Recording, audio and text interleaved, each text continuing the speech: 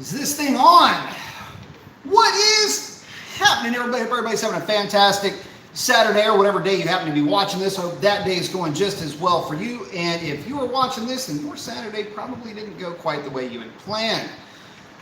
So what's going on, everybody? I hope that, hang on. Hope that your weekend's treating you right. So a few things. Been trying to clean up little Miss Revlon.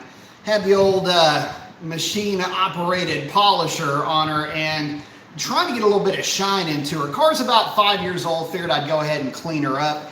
And in the process of that, pretty much made a mess out of everything. Using a little bit of Griot, a little bit of chemical guy stuff. Again, just basically trying to keep the car looking good, general maintenance type stuff. Really wasn't trying to do hey, Kobe's in. What's up, B? Got the arm flex. I like it. Canada guy saying, what's up, Brian? The Demon Rex looks sharp on her. Thank you very much. I tell you what, love them already. And they've already paid dividends. And how, you might ask? Well, how is that they clean up so easy? I'm not in there all freaked out trying to floss those slingshots. These things are awesome to have on the car. So anyway, in the process of cleaning up this thing, made a little bit of a mess. You know, these products will dust up a little bit. Got dust all over Foxy. So I literally just got back from washing Foxy and had a chance to play with her a little bit. Got tangled up with a wolf pack running up one of the streets out here and got a chance to play with a Scat Pack wide body on the freeway. So it didn't go well for the Scat Pack. Anyway, at least until I ran out of gear. What can you say? The 90s, right? Let me check in with everybody real quick. Kevin saying, what's up, Mason? What's up, Kevin? Canada guy saying, been looking for a set of OEM Demon wheels for mine. Would you happen to know somewhere I can find a set? Couldn't tell you, man. Check the forums. If you're looking for an OEM set, that's going to be tough to find because those Demon guys hang on to them. Chuck Rice saying, hey, Brian, missed your last live chat, so notifications bell is on now. Thank you very much. Hopefully you get it because I don't know. The guys that I have the notification bell on that I'm subscribed to, sometimes I don't get their stuff either. So it's kind of weird. Not sure why that would be. But anyway. And, oh, Colby's checking in saying he just got his Hellcat in. So everybody say what's up with Kobe. Just got his Hellcat. Got to say the braking was long. Automotive journalists don't do the car justice when they talk about it. This car is amazing. So Kobe's just getting warmed up and getting acclimated to his Hellcat. Little bit of a learning curve with that car, but you're exactly right. And I've been saying it for a long time. It's not a car that journalists love to salivate all over. But it is the benchmark, and I think you're finding out now exactly why it will always be the benchmark, at least for the foreseeable future, in terms of just outright performance. Speed Freaks checking in saying, good evening, everyone listening while at work. Love the garage chat. Thank you. Got the arm flex. I dig it. So, yeah, so Foxy got just basically covered in polishing compound. Yay. So took the car to the car wash, cleaned it up, and of course you drive them to dry them, right? 3 vets in a Scat Pack were out playing around. I ended up basically falling in line with that little fox or fox hunt or wolf pack, whatever you want to call it. Vets dropped the hammer. I was right next to the Scat Pack. When he went want, I went want and climbed all over him, put a car length on him, and then I had to shift, and that was pretty much when I had to exit anyway. See, first kill while she's in the stable. Anyway, wouldn't really call that necessarily super victory considering I can't really run the car out much past about 120. But then again, don't know if I want to run that car much faster than 120. Probably needs a little bit better alignment, a little bit better, well, let's just say the bushings probably need to be up, not necessarily updated, but just replaced. Alignments, things like that. But, you know, you're not really thinking about that when you're foot to the floor at about 6,200 RPM. So anyway, a little bit of fun in her tonight, and I, my wife, where's Foxy? Foxy is outside, babe, because the reason why Foxy's outside is because she's still steaming hot, and if I have that thing in here, I will be baking. So, Don't want to sweat through this shirt now, do I? Move the Jeep in. No. So anyway, getting back to it though, trying to, it's kind of funny when I'm getting into the whole detail thing, trying to get the cars cleaned up. One of the funny things is I'll typically start to tape off, remove parts, things like that. I had the fence off of the hood on this thing, and I'd never run that machine over the Hellcat hood before, and I mean, this thing's got more twists, lips, dips, turns, and everything else. It was kind of interesting, not your normal flat hood. So yeah, like I say, it was sending dust and stuff all over the place. Absolutely covered Foxy in Griot's garage stuff.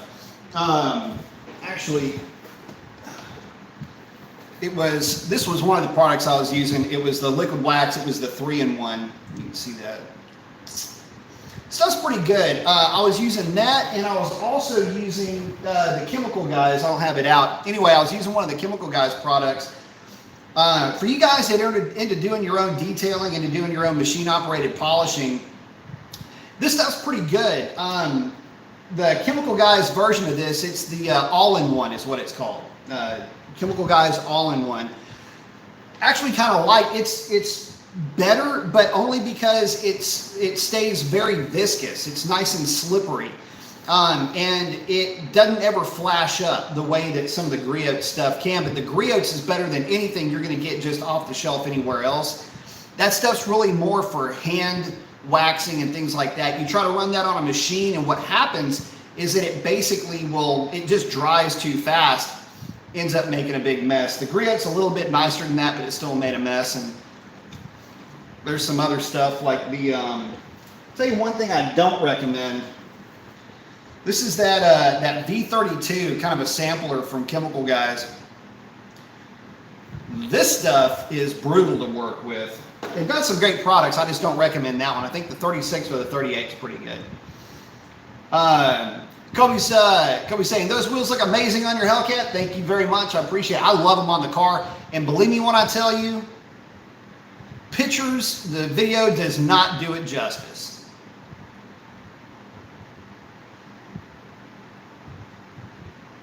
Let's see. Oh, Canada guy's saying that a wheel weight came off of a front wheel on his. Damn, that sucks. This one's got the paste on, tape on weights on it. Saying it pretty much made a mess. I'll tell you what, one thing that's annoying is, see the drag pack floating around right back there. The wheel will actually rotate inside the tire, and until it basically kind of firms up. Oh, by the way, the over-under on the body count for Skeeters tonight is going to still remain at 4. Hold on. There's one. So yeah, those things have got to be balanced about at least twice a season. First on the mounting, second on the secondary balancing. My wife, where's the Camaro? You know where the Camaro is, babe. Camaro's in the car barn. Gen 3 for life. Everybody say hi to my wife. Mrs. Mason, love of my life. I love you, baby. Chuck saying, is the plug-in power chip safe for my Challenger RT Plus shaker? I was looking at the Stage 3, supposed to add 60 horsepower. What? Sounds a little too good to be true for $100. Are bolt-on mods better? First of all, yeah, no, none of those are anything that don't buy that. No, if you want to tune, you need to get the car tuned. That's going to include engine tuning and transmission tuning, unlocking of the computer, and all of that kind of good stuff. I don't know what that is that they're advertising, but no, not only is it too good to be true, but I don't trust it at all. Especially with my knowledge of the tune on these cars, there's really nothing for it to hijack. In other words, throwing a ton of extra timing is going to make you lose power. And trying to lean the car out would be the other way to, I don't know, get some extra power out of it if it is doing what I'm thinking. Anyway, no, don't do that. And asking, are bolt-ons better? Depends on what bolt-on you're talking about. Most bolt-ons really don't do a whole lot, to be honest with you, aside from adding a little bit of sound if you remove the catalytic converters, but I've already proven that that is not at all a power detriment, whether it's a Hellcat or a 392. Underdrive pulleys, yeah, sorta. You know, you can pick up about 6, 7, 8 horsepower to the rear wheels. But again, unless it's a true tune, basically with these Mopars, they're already really good from the factory. So, you know, there's a lot more performance to be gained from the trans tune than anything else. If you want just a little bit of, you know, I don't know, more liveliness out of the car, get a pedal commander. I could not recommend them more highly, especially for guys that are warranty sensitive. I totally get that. Kobe's checking in. Hey, Mrs. Mason, your husband is a Mopar wizard. Yeah, I try. That knowledge comes from lots of money and lots of time spent. I'll tell you that. Angel's saying that his remote startup stopped working on his 2019 RT Challenger. I took the dealership. What do you think? It's still under warranty. 2 things to look at. 1, the hood latch. Check to make sure that you don't have something going on with the switch that basically tells the ECU that the hood is closed. That's the first thing that will typically sketch out and cause that particular issue. Second thing could be if you're just simply low on fuel. The car may start and then immediately die. That's typically a sign that the car is low on gas. Check that out. Again, those are the first 2 things that I would look for, because I know that those are the 2 things that will cause that straight away. Oh, Cody's saying sucks, but yesterday he said goodbye to his Durango with its new owner. That's too bad. Durangos are fun too.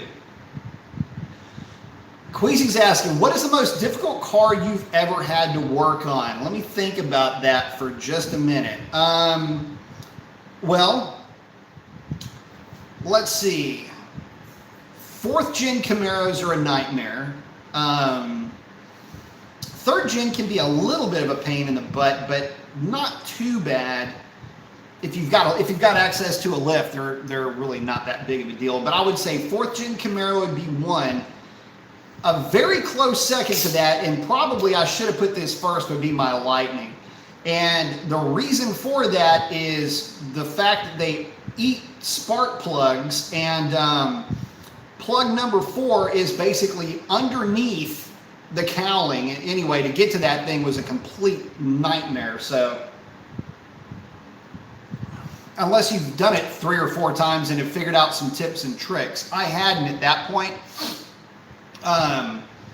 And that was when that truck had the 4-thread, whatever, the 4-thread heads, and it popped a freaking spark plug, and it was recently out of warranty.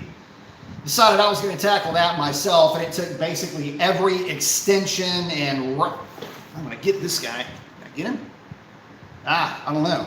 Anyway, 1.5. Anyway, that was a complete nightmare. So yeah, the Lightning would be a close second to that. Everything else has actually been pretty easy. The Viper's very easy to work on. Vet's easy to work on. Gen 5 Camaro, nothing's that easy. I will say this, Hellcats, changing spark plugs in Hellcats, pretty much a freaking headache. About as decent of a headache as you're going to find. But aside from that, really nothing's that difficult. Let's see. Cody's asking, have you heard of any problems with the race cooldown on the Demons and in the Red Eyes? Mine doesn't appear to be working correctly. Haven't heard of any issues, aside from the fact that they typically will not kick on below 55 degrees. So if you're in an area where you're below 55 degrees, that system just won't kick on. So hopefully that kind of steers you in that direction. But no, I haven't heard of any issues. They work fairly well, just in terms of their overall effectiveness. If I'm not mistaken, I got to go back and rack my brain on this. Their target temperature is to drag everything below 115 degrees. If I remember correctly, that was the target temperature on the Demon. But again, that 55-degree window is what's can sometimes create an issue. Angel saying, thank you so much. You're the man. Thank you, Angel. Appreciate that, buddy. Chuck saying, I will take your advice. I am leaving my 5.7 Challenger alone. It's playing fast and sounds great with the active exhaust. Yeah, I mean, listen, unless you want to start sinking some bread into that thing, just leave it alone and have fun with it. I mean, dude, I love the 5.7 cars, and for some reason they don't get enough love. I personally can't get enough of them. So I'd say, yeah, just leave it where she's at, make her sound good, and go from there. Peter McLeod's asking, what do you think a good throttle body to get for a 2019 Scat Pack? One of two things. Dr. Diff's got a billet throttle body that is an 85 millimeter, and you can also get your stock throttle body ported by an outfit called Fastman, which is the one that I liked to use before Dr. Diff got his. They're both good. I will tell you that realistically, just when I poured a manifold, I can tell you that the throat of that manifold will really not allow any more than 84, 85 millimeters worth of flow. And believe me when I tell you guys, I have put hours into these intake manifolds. I mean, believe me when I tell you, it's not that I cringe every time I have to port one. I actually enjoy it. The trucks and the 6.4s primarily. The 5.7 car intakes are a little bit more of a pain in the ass, mainly because the runners are smaller. The bigger runners are just easier. It's easier to put a clean radius on it with the size of cartridge rolls that you get. But anyway, long story short, the throat is really the restriction on that manifold in terms of putting a bigger throttle body on it, because it'll neck, from your point of view, like if you were to just 3D your way through it, it comes out, and then the assembly, it's like the assembly drops down.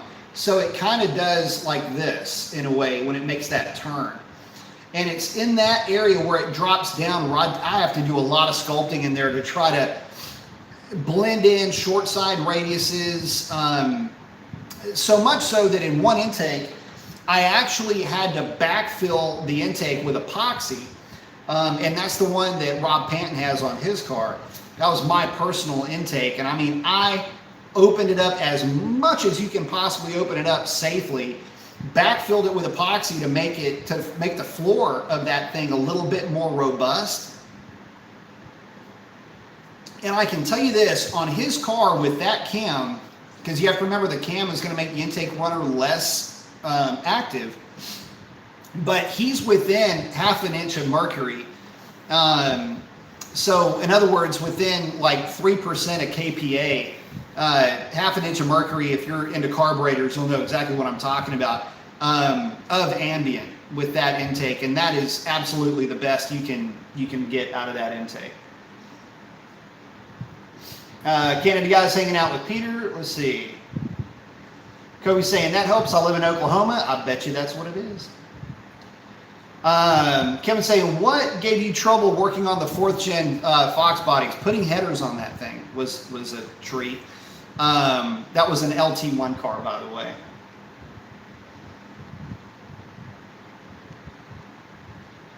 But that was pretty much it. Aside from that, by the way, the Camaros were always bomb-proof. That was one of the best things about the Camaro was, man, you could beat the living hell out of those cars, and they just didn't bother them a bit.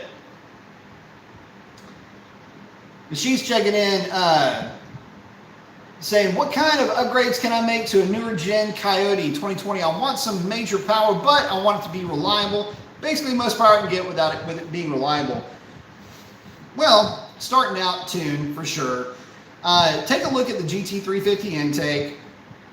I would leave it about at that. You can throw exhaust on it. Long tubes in a catback, a tune, intake. It's going to pick you up about 25-ish horsepower. It's a pretty decent jump on that car. Put it on a drag pack and you've got an 1160, 1170 car pretty much in all conditions.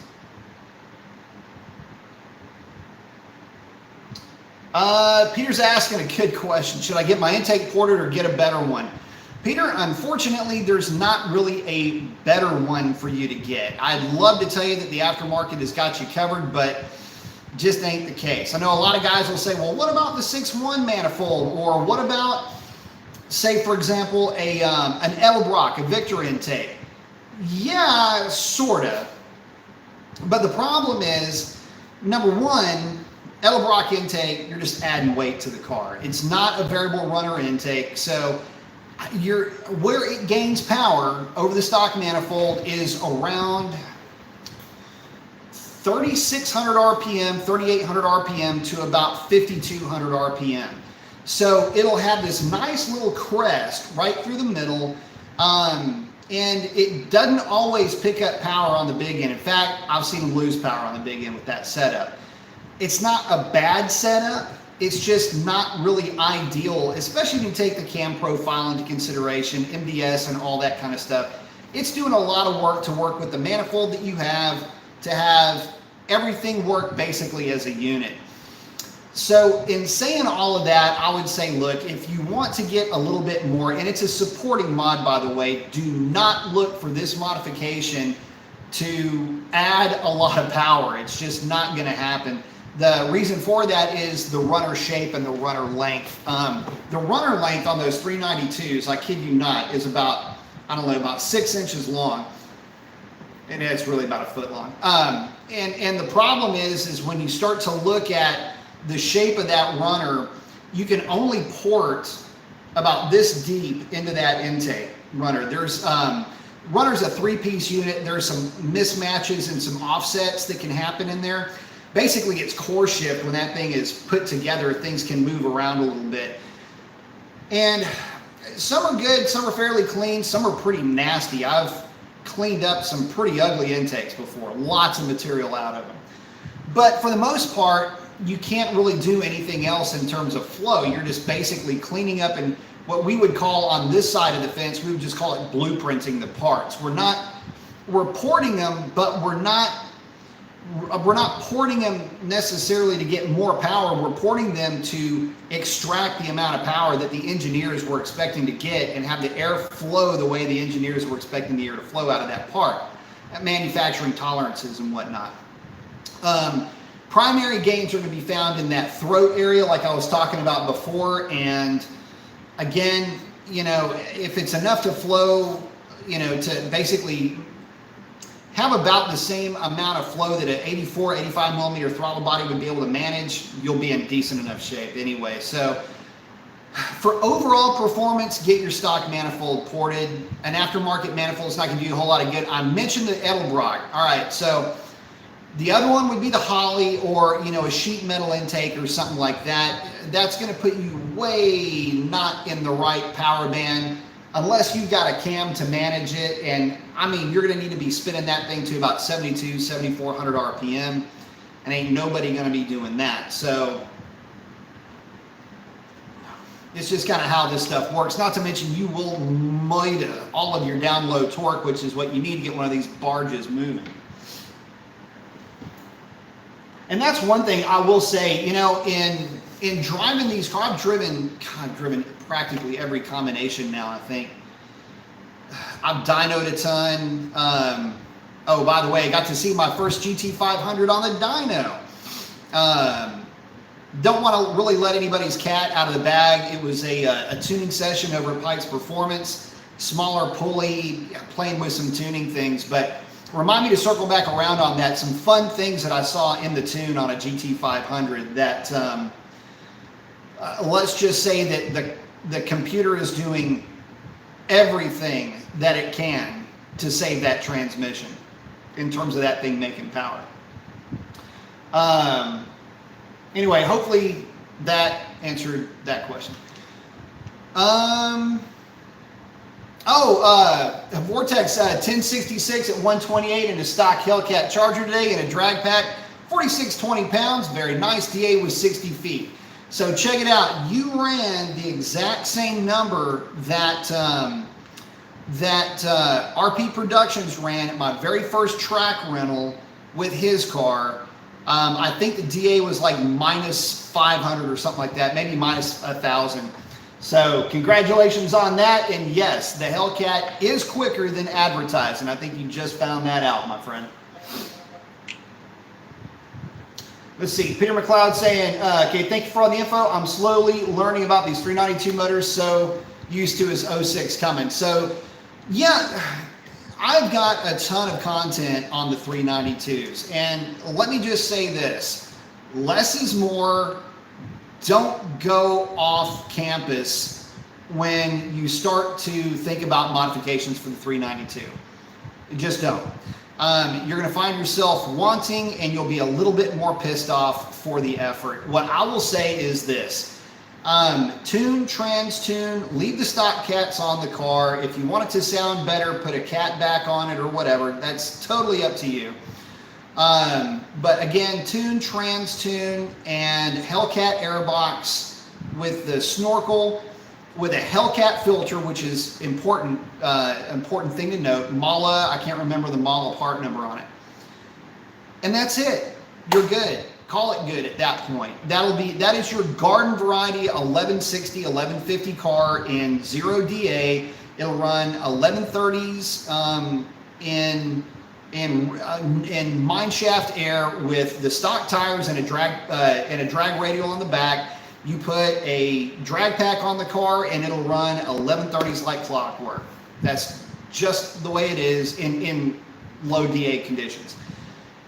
If you get greedy and you want to go any quicker than that, it's going to start to become a paper chase to get it there. And for everything that you do on a 392, there is an equal and more frustrating outcome somewhere. You put a cam in the car, even one of my cams.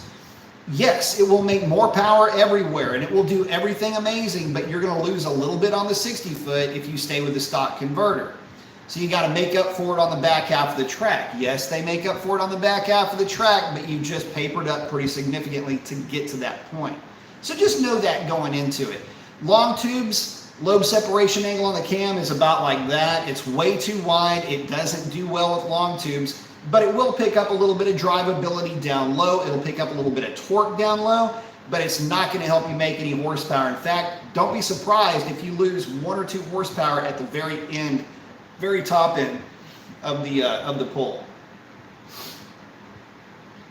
Again, guys, saying one thing I've been wondering about, will 15-inch wheels fit on the rear of a stock RT brakes? No, they won't, I don't believe. I saw one run on the forum where it bolted on but rubbed the back of the caliper a bit. Yeah, it won't fit. You've got to use smaller calipers or grind those calipers down. Cody Boss is saying, thoughts on 95, 99 Lexus LS400 with the 4.1? I had a buddy of mine that had, actually I've had 2 friends of mine that have had those cars. You know, they're fun. They're not very powerful by today's standards, but they run just fine. They're very smooth running. What was the exhaust that they were running? Basically, it was a quad resonator exhaust system, and I will say this, one of the absolute best sounding engines ever. The small V8s, the anywhere between 4 and like 5 liter size range, it just has a certain tone, a certain note that is just spot on. It's just a really, really, really good sounding thing. So, you know, I wouldn't try to get a whole lot of power out of them, but I would say that, you know, you can have something that sounds good if nothing else. It's part of the theater of owning one of those. TU's checking in. What's up, TU? Say AOB, American Muscle Dream Car Talk. Out of the big 3, Ford, GM, and Mopar, what vehicle from each one of the 3 companies would you choose? Any year and model. All right, so let's start off with Ford. Boss 429 Mustang, straight away. Wouldn't even think about anything else. It's the only Mustang that I could really imagine taking seriously. And realistically, that thing was just a set of headers and an intake manifold away from pretty much walking all over anything that it would be lined up against. So the original Cobra Jet, that's the way that I would go with Ford. Chevrolet, don't even have to think twice. L88 Corvette. which would be the 1969 L88 Corvette. No way around it. Absolute nuclear bomb when it came to performance. Again, one of the only engines to ever rival a properly set up Boss 429 or a race Hemi. Now, Dodge. Where do you go from here with Dodge? There's so many different cars that I would say would epitomize what I would want from Dodge. But I got to tell you something. If you were to say 5 seconds are up, what car would you pick from Dodge? Any year, any era, anything, sitting right behind me. 2015 Dodge Hellcat. Why? Oh, by the way, she's an early release too, built November 19th, 2014. The reason why, this is the car that reignited the Dodge, the Mopar mythos for the modern era. Before this car back here, you had the SRT8, which was, but it wasn't the GT500, which did exist when that SRT8 was released. You didn't have anything to really bring Dodge to the forefront until 2015, and that would have been with the Hellcat. It redefined what fast was from the factory, especially from a mass production standpoint. It is still the yardstick that other cars are measured against, and not just old cars, or new cars I should say, but even old cars. Cars from the original muscle car era are still benchmarked against the Hellcat. You put a drag pack on the Hellcat, is it faster than the Boss 429? I don't know. Is it faster than the L88 Corvette? They're both very close, being both mid 10-second cars. Just like the Hellcat is from the factory in good air, proper set of tune, good drag pack, wheel and tire setup, they're all mid 10-second cars. And with this car behind me, and I know it may seem a little bit, like I'm smelling my own farts here, where I'm not going into the Vipers or anything else like that, but this is really what reinvigorated the brand. If you notice, Viper isn't around anymore, and there's more versions of this Hellcat now than you can shake a stick at, but this is the actual alpha dog. This is the original. This is the one that set the stage for your Hellcat Charger. Hellcat Challenger is what put the stage together for the Red Eye, for the Demon, for the Trackhawk, for the Hellcat Durango, for the TRX. If it weren't for this kitty back here, none of those would exist. So looking at it from that point of view, that would be my cherry picks from the big three. Now, what would be next on the list? Gen 5 Viper from Dodge. From there, over to Chevrolet. The problem is that there's not a close second on the Chevrolet side. Certain cars come to mind, but I'm going to switch gears, and instead of Chevrolet, I'm going to stay GM, and I'm going to go GS Stage 1. That'll be my next pick. On the GM side, and on the Ford side, I'm going to go a little bit off of campus on there. I'm going to pick Lincoln Mercury on that one, and I'm going to say 69 Lincoln Mark III. Just cause. Kobe saying, Vortec, good job, man. Those are some nice times. Yes, they are. TU for me, 69 ZL1 427. Camaro Ford Boss 69 Boss 429. Absolutely. You and I are singing the same song on that. By the way, when I lived in NorCal, two cars I'll tell you about real quickly. One guy had remade the Bullet Charger, the black Charger that the baddies drove. He had remade that car. In fact, saw him on 280 one day, ended up stumbling into his neighborhood, going to a job site. Anyway, long story short, that was a cool car, but the other one was this little old man drove a Boss 429. I don't know where he was going. I would see him once a month, and he would drive that car up and down 280 kind of tearing it up. Dude was probably 85, 90 years old. And it looked like he had never washed the car in 40 years. So, anyway. In Mopar, it's a tie between a 68 Hemi Dart and a 71 Cuda.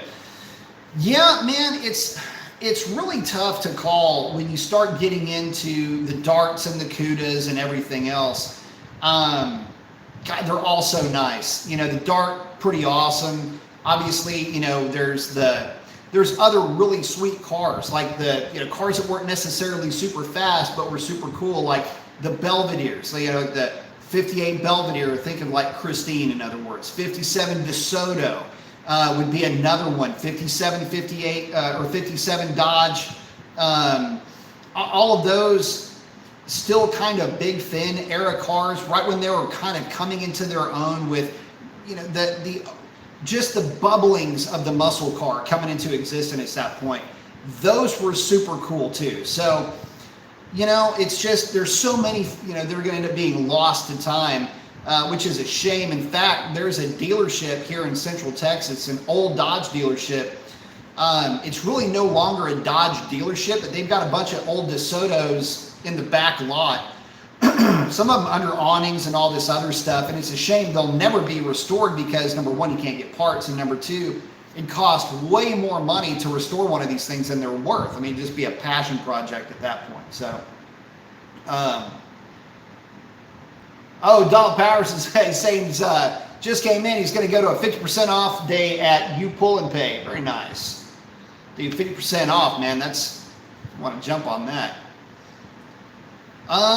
Let's see. Viaga is saying, would that be something related to your previous chat? I changed my trans oil at 30K. And by the way, I use Pennzoil Ultra Platinum in my 16 Camaro SS, although it's not Dexos approved, I think OM.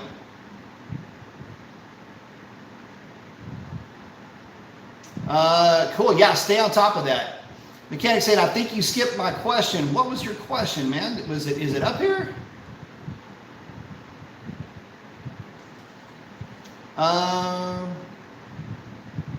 answered the question about what upgrades you could make for the a newer Gen Coyote. In fact, I kind of went into depth on that. So what else did I miss? If you post another one besides that, let me know.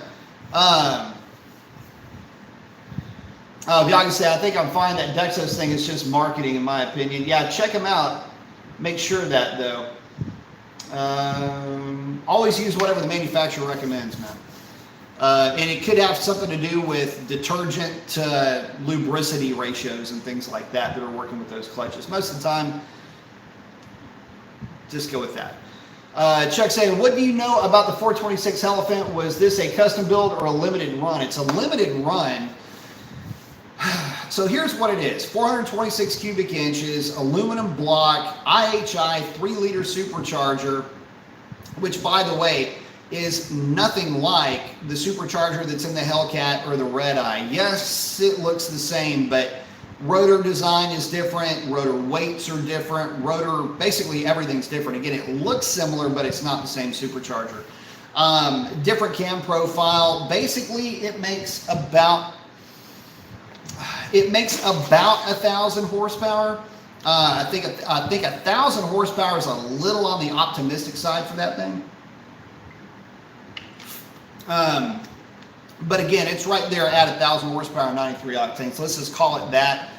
Not bad. Yeah, it's a good setup. It's a shame that it's not, you know, a mass-produced thing, though. I think that's something that they could do with it, especially if you take a look at the fact that, you know, it's basically just all off-the-shelf parts, kind of like that 426. That's the part that's driving me nuts. I would have been a lot more geeked up if they would have been driving an aluminum 426 in a...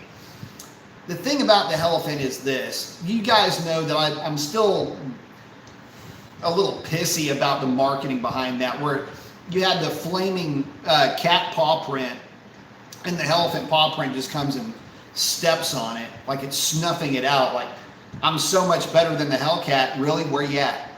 Market shows that, yeah, all of them sold out, but we get 1,000 horsepower out of one of these. Yeah, it's on E85, but, you know, so it's 1,000 horsepower. I wouldn't waste my time even worrying about that Elephant engine unless it is put into a car. Because see, here's the other side of that argument. They went all like hot and heavy petting over this Elephant engine because it's a crate engine, but it's a 20-something thousand dollar proposition. You're going to take 20 grand and put it into one of these cars? Why? Why the hell would you do that? Especially when you consider that it's an all aluminum engine. There's some benefits to that, but there's also some problems with that. And quite honestly, I'm not really convinced that it's a smart repower for something like the car sitting right behind me.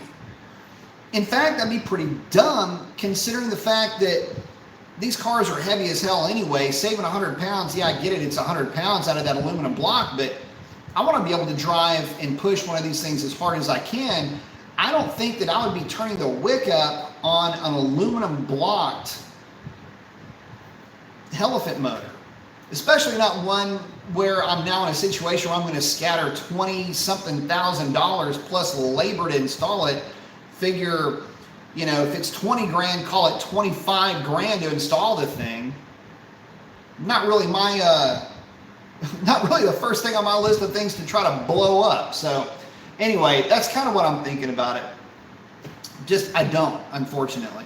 Now, if it were a 426 NA and they're going, hey, 426 NA, wink, wink, here's what's going to be coming in your next iteration of the 1320, maybe I'd start getting excited about it. But I just never really could get all worked up over that engine.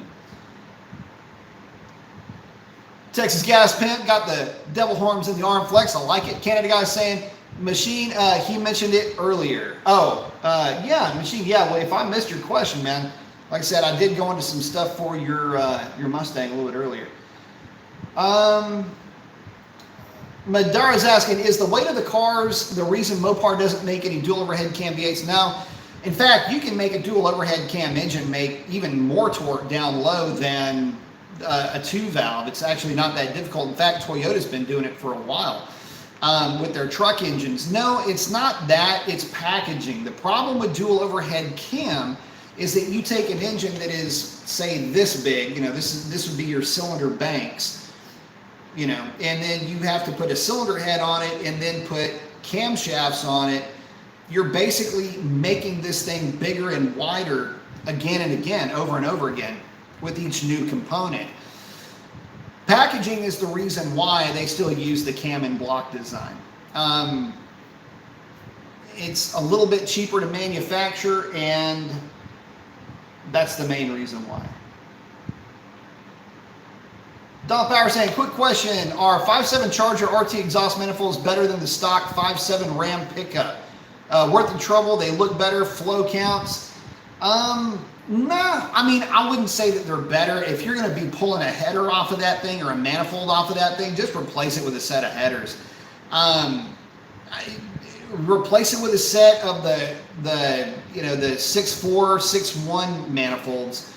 I'd probably go that route and just custom make an exhaust to work or to fit with them, or get the direct fit. I think JDA makes a set of headers for them. Go that route, but just know that if you do, you're going to have a tune, because those things are noisy, at least as far as your knock sensors are concerned, and they will basically start throwing a fit. So, you're going to have to throw a lot of knock sensor sensitivity out the window at that point. But yeah, if you're unbolting, one manifold to put on another manifold, you're really not going to get anywhere. It's still a log manifold, and it's not going to get you a whole lot.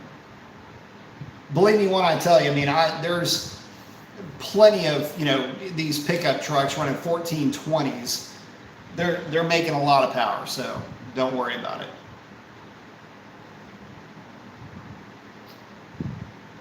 Let's see.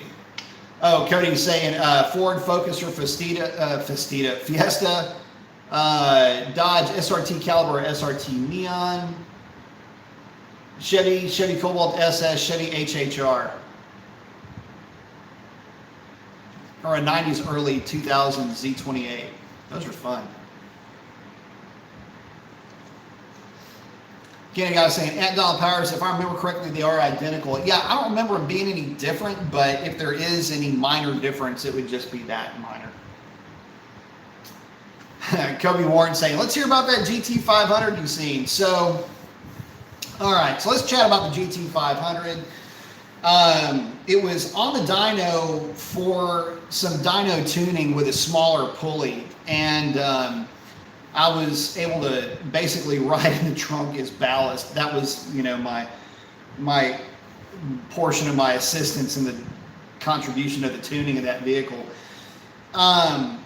Not really big numbers out of it at that point, but then again, you really weren't going to expect anything major out of it. But the big deal, and again, I'm not going to really talk too much about number 720, but the fact of the matter is that there's, you know, you wouldn't expect the big numbers based on the pulleys that they were running. It's just basically like a stage 1 hop up.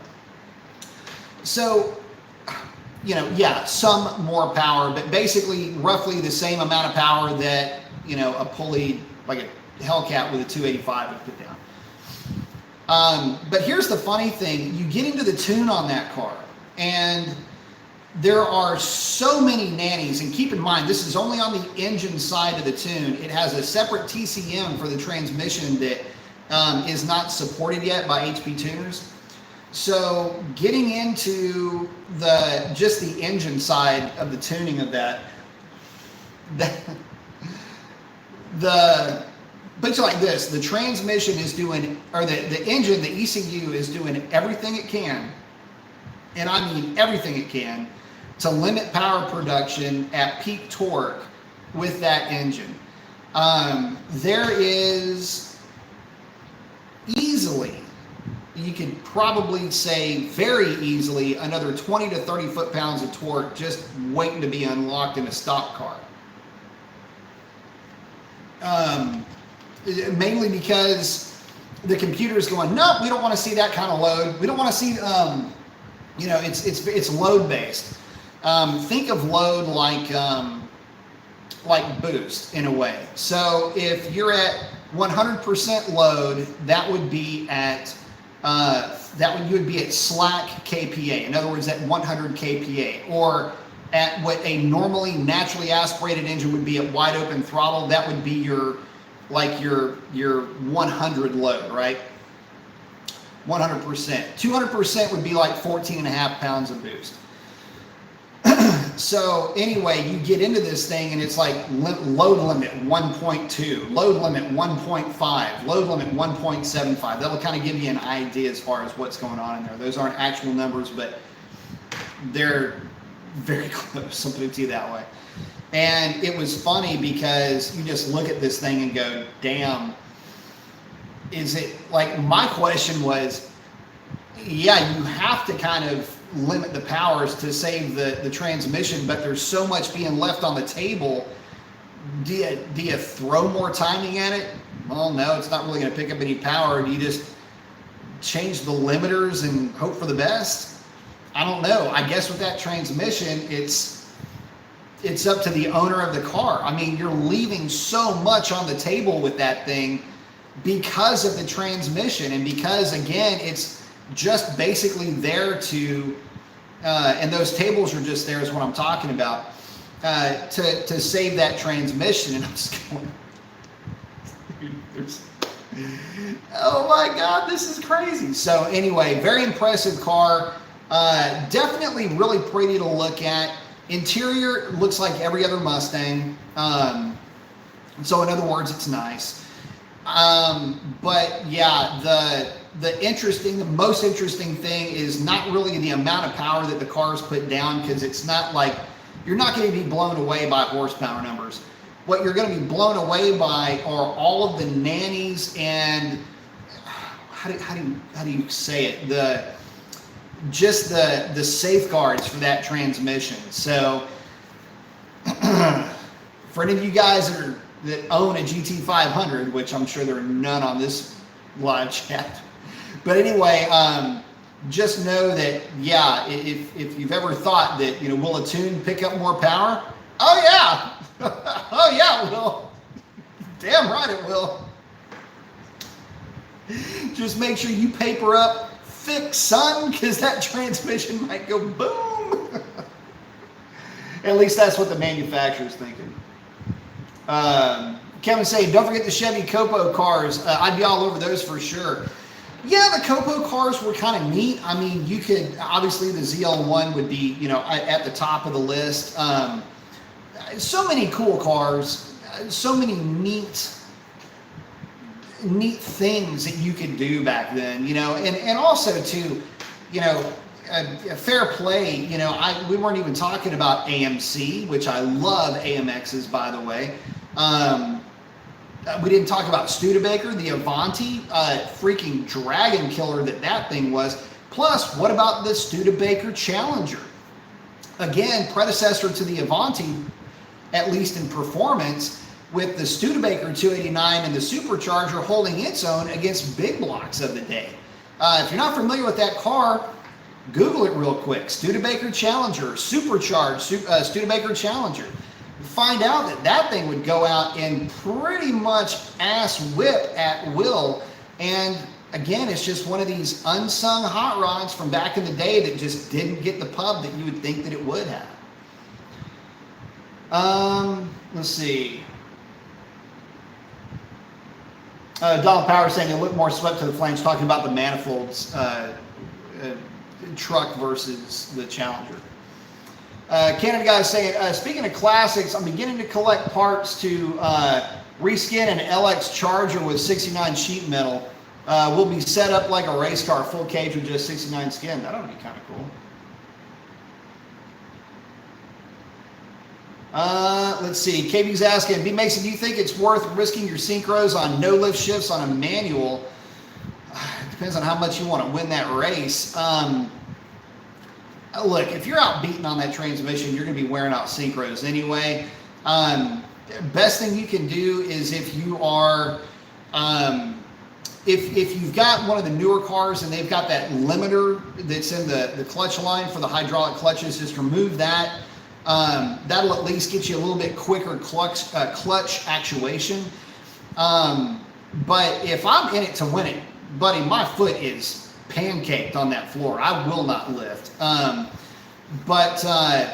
no, you'll be looking at rebuilds a little bit more regularly. As a matter of fact, Foxy is going to be due for a rebuild here pretty soon.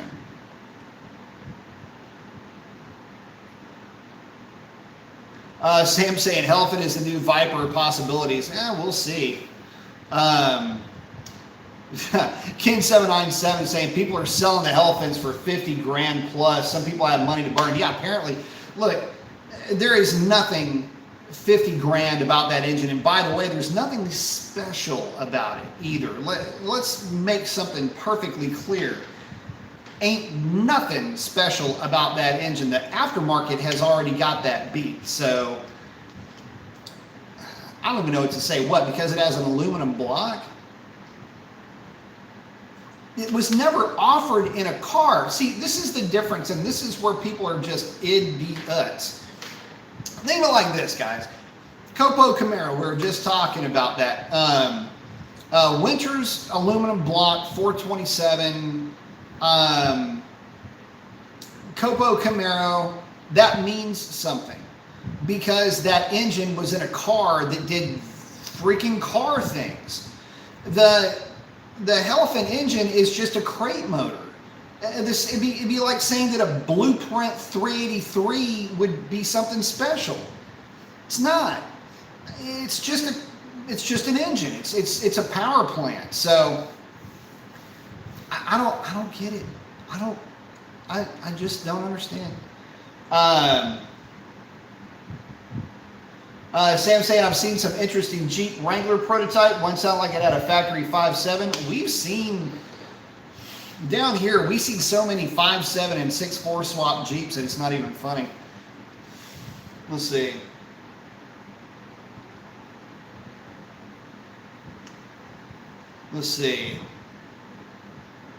Oh, T saying, speaking of horsepower, those guys at Calvo Motorsports down there in Florida, day before yesterday on TRC, the racing channel on YouTube, and had those 5th gen Vipers dialed in to the T. They beat every other car out there, which was incredible.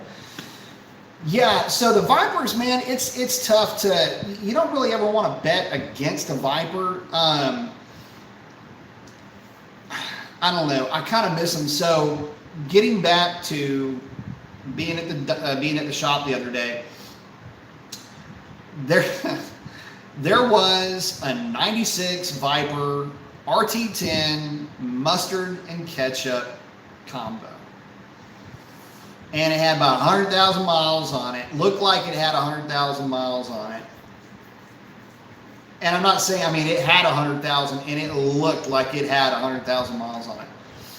But I got to tell you something. Looking at that car brought back so many memories, and, you know, it's just, but it'll be going on the dyno too. And I've still got all my books. I even told Alex, I said, when that thing goes on the dyno, you've got to call me because I've got to be here for this. I don't know. Cool stuff, at least for me anyway. Oh, Sam's saying there's even more of a joy building a diesel truck. Whatever you're into, man. Could be anything. Oh, Chuck saying the Hellcat wide body 6-speed I've seen a review on was 96 grand, but I've seen used ones as low as 46. I don't know what. The Hellcat wide body 6-speed coming in at 96 grand would be tough. That's probably a red eye, and that thing would have to have every freaking bell and whistle conceivable to get anywhere near that price. And yeah, on the used market, you can start to see them coming down quite a bit. Kobe saying, so the DCT is like glass, I see. Well, I'll put it to you like this. Multiple Mopars, his got lemon. You've got guys that are not taking these cars to the drag strip. They were kind of hot initially, and then you don't hear anything about them, or at least I haven't. I mean, you guys may have, but I'll be honest with you, I'm just so not, put you like this. That car could be the hottest thing out there, and I wouldn't know anything about it. I wouldn't have a clue about it. I would be completely oblivious to it because it doesn't come up on my radar. And the reason why it doesn't come up on my radar, guys, is because it doesn't have a proper, like, decent, honest to goodness transmission in it. It doesn't have a 6-speed manual, or a manual of any kind for that matter, of any number of gears. And it doesn't have an automatic a la Hellcat, where you can actually go out, take the thing to a drag strip and do drag strip stuff with it. Because let's be honest, it is a positive displacement supercharged V8. Where else are you going to take that thing and actually think that you're going to be able to compete properly? I mean, heat and everything else involved with the thing. You're not going to be going out and running 20, 30-minute sessions in that car on a closed course, right? So it's a drag setup, right? And it's got drag mode, for crying out loud. But again, it's got all these nannies that are there to just reel in torque everywhere it can to save the transmission, especially again down low. So, you know, I don't know, guys. The reason why it doesn't come up on my radar is because for me, there's nothing about the car that is endearing. And when you start talking about that DCT transmission, I literally just completely lose I will start thinking about what's coming on the science channel next. I'm thinking about other topics I'd rather be talking about. I'm thinking about how cute my wife looks in a certain dress. I'm not even thinking about that car anymore because I don't care. And until that car has a proper transmission, be it manual or automatic, I won't care. It's not an exotic sports car. Stop trying to fist off the journalist with this thing. It doesn't make any sense. And what doubly pisses me a little bit, I mean, and this really does boil my piss. When you look at what the GT500 was. And the fact that it didn't even have to exist, for crying out loud. It was the freaking flag bearer for the American traditional muscle car. America was it embodied the phrase. And then you get into this flippy little journo, twisty knobby, transmission-y thing with this power plant sitting up front that is just begging to start whipping ass. It was poised to take over its rightful position as the original bad boy bringer of horsepower and torque to the modern era.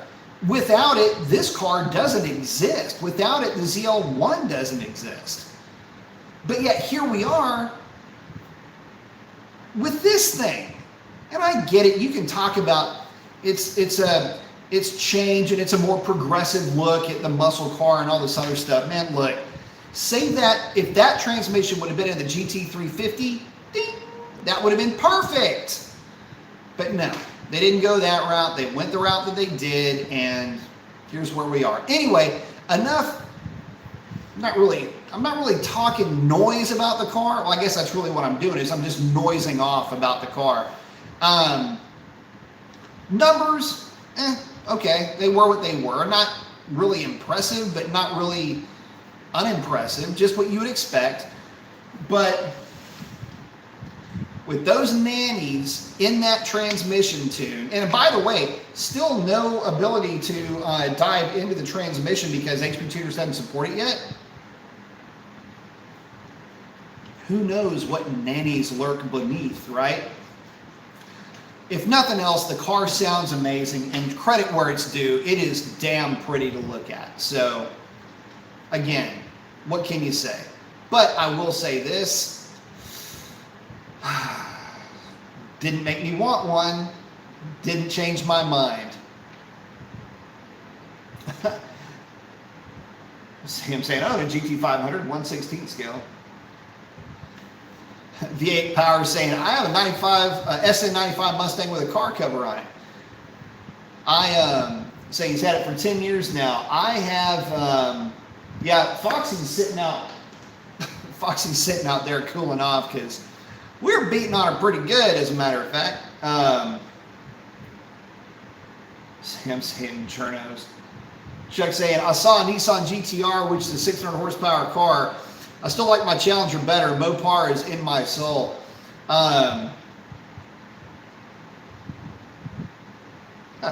Madera's saying, you skipped over my last comment.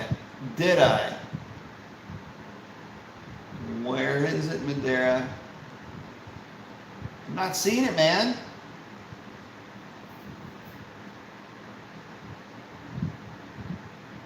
Oh, maybe I did say, he's saying, that you go with the, let's see, with the 302, I'd go with a 302 Pony, the 427 side oiler, 428, 420 or 429 are just too large and unwieldy for that car. Actually, they're not. They're boat anchors. They don't rev for shit.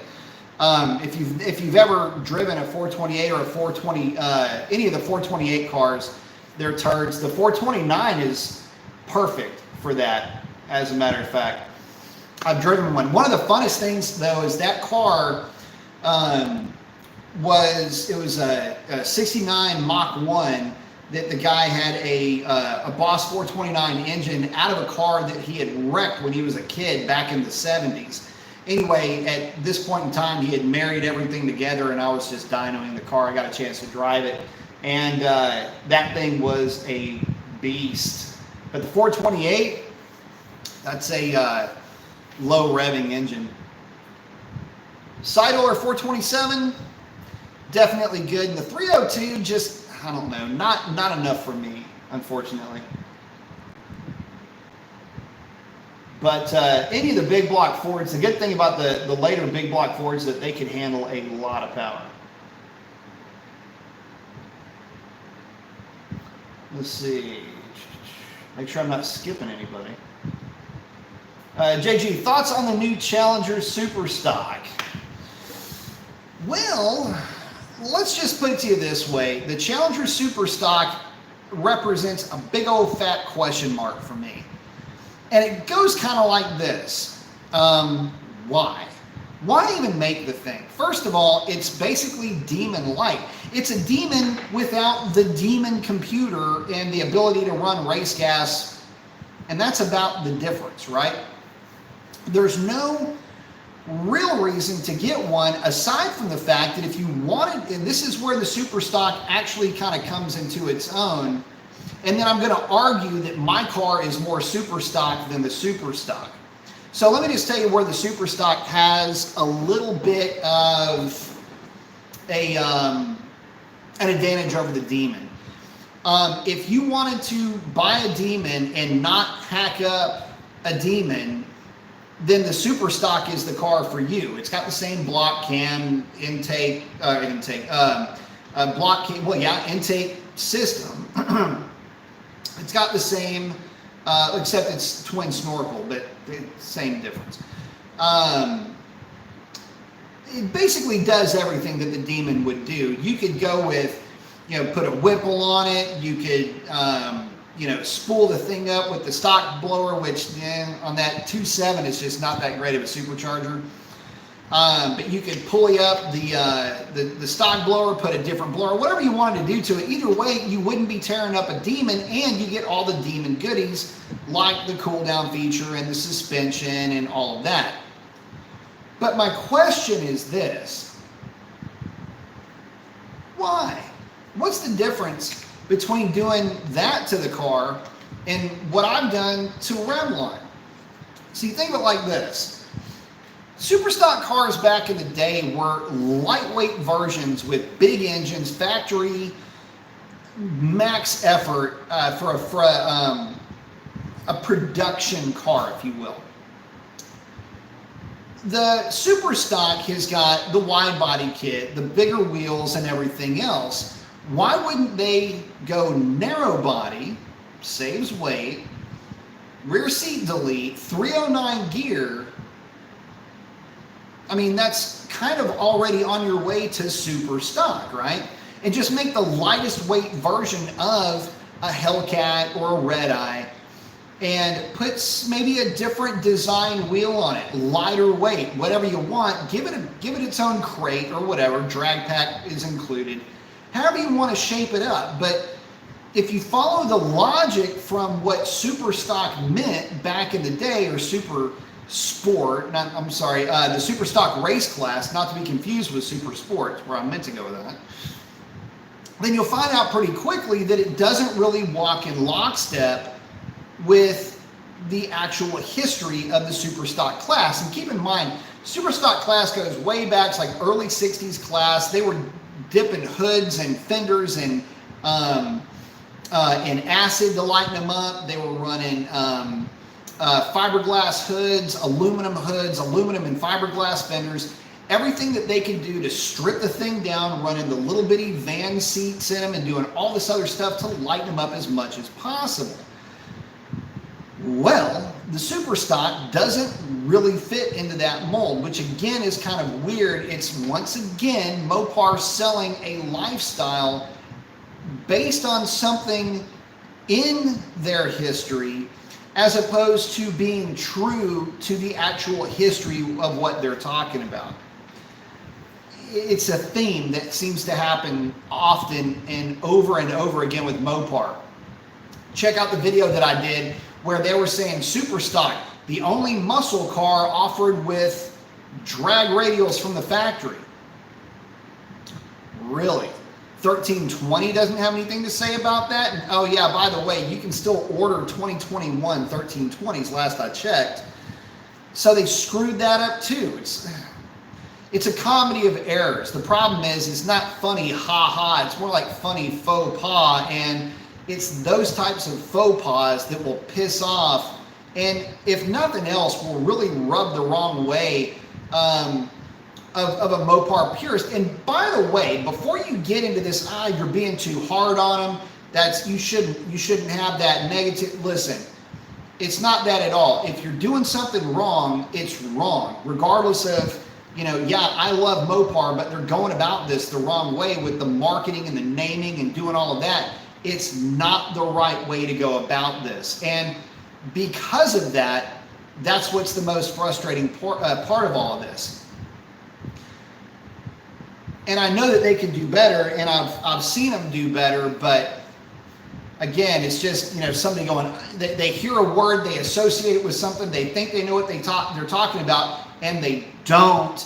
And it's, for those of us that do know what they're talking about, it's embarrassing. And for people that don't know what they're talking about, or don't realize that they're just kind of repeating stuff that they've been told, when it comes to, they call it the super stock, or they do this and that. The problem is that when you repeat that, you're just repeating that same ignorance. And that's something that just drives me nuts and has been driving me nuts with Mopar marketing. Anyway, off of my soapbox, let me get back to you guys.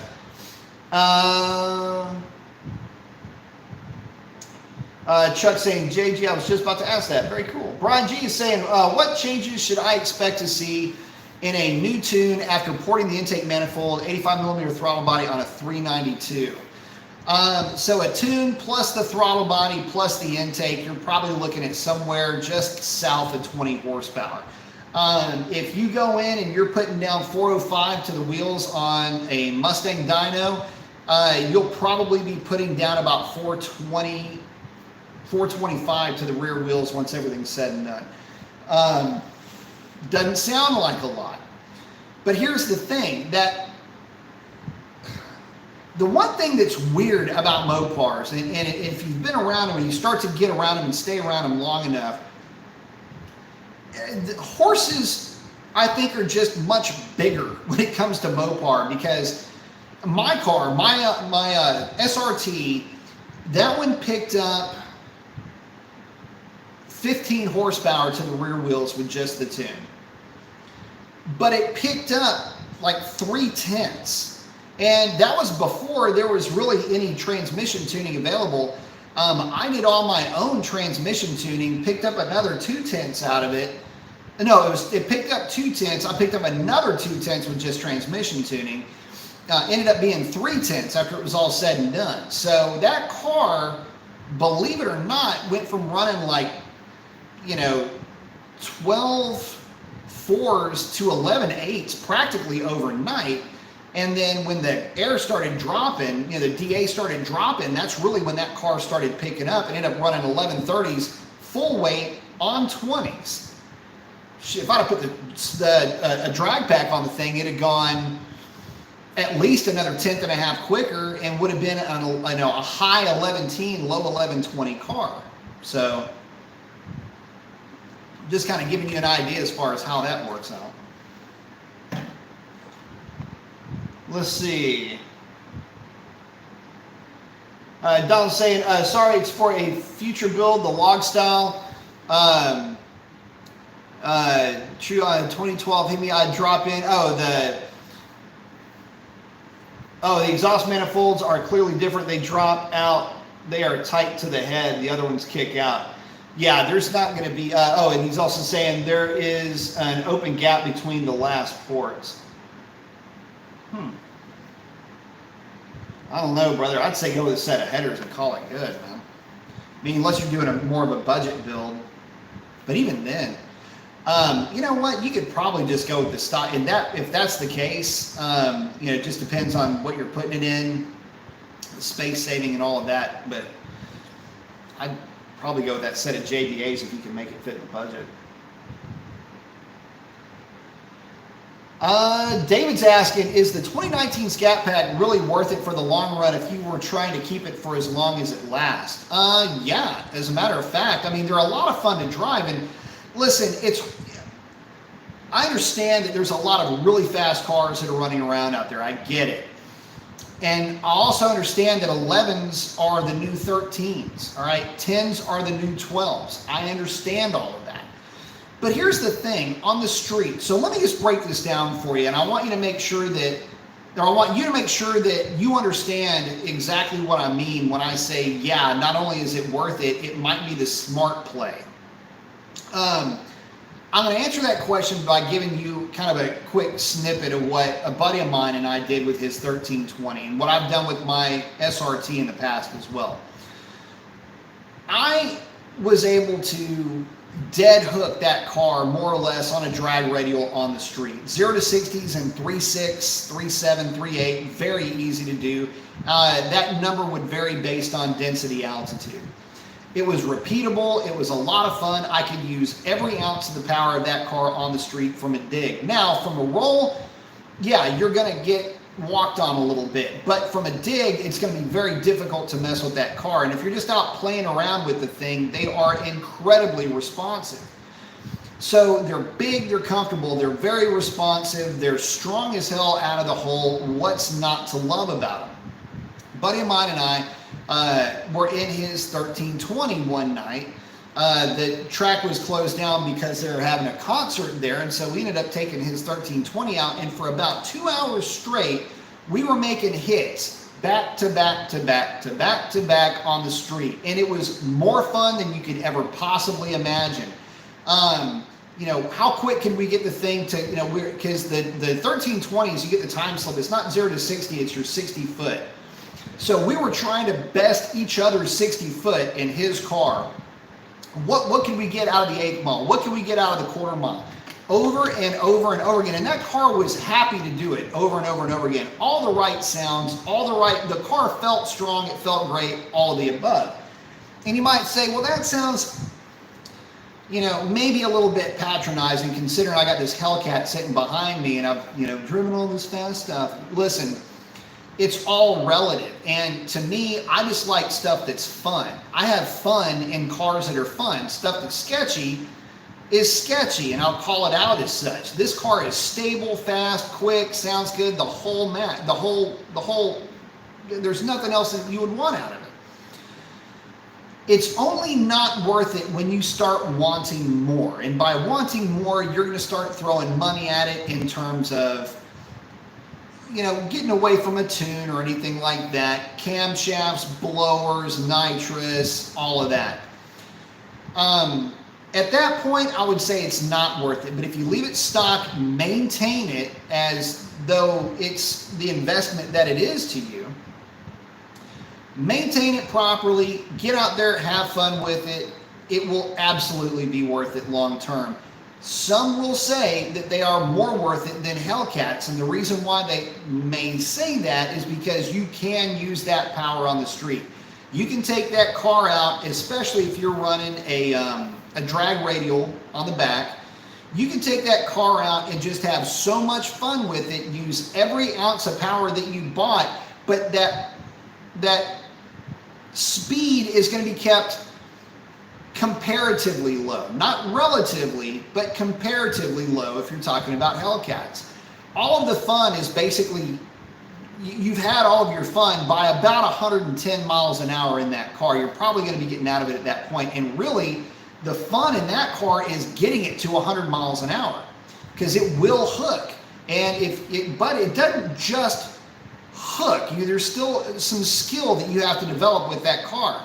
But once you get that down, and you will, once you get that part of it down, it's okay, let me get my 0 to 60, 0 to 100 times sorted out. You don't do that with Hellcats. Hellcats, you'll be doing 140 before you know it. And, you know, you're soaking up a lot of real estate in a really quick fashion at that point. So, just for whatever it's worth. But yes, to answer your question in a really long story, yes, it's very, very worth it. Sam Grable saying, man, the Forgotten Boss Mustang 351 71 is still my favorite Boss Mustang. Boss 351, 1971, the big body cars, that's what I'm into, man.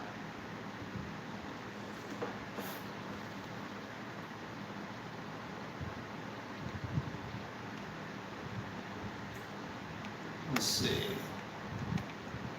Hey, mods, I need y'all to get on that real quick. Hang on.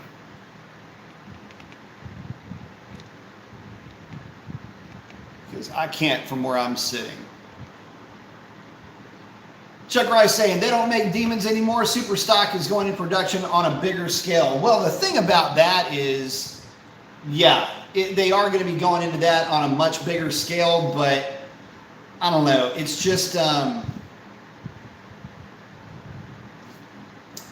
just I don't know.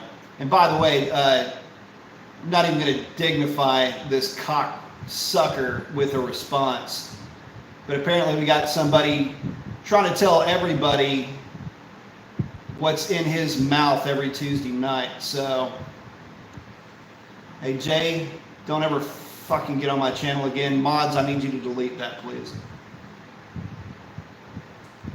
Madera's saying, I thought the Super Stock was a non-production drag cat that's what it was back in the 60s. No, you could still order them. And that's the thing. You could order pretty much any of those back in the 60s, just like with this new one. You can do whatever you like with that car. It's just going to be another mass-produced version of a red eye with some suspension goodies. And Ken's saying red eye narrow body would be the Super Stock once you change the springs. Absolutely. Chuck saying, I think the Super Stocks are 80 grand according to the reviews. Could you imagine 80 grand? Golly, man. I just don't see that being the case. Is it really that expensive? Damn, that sucks.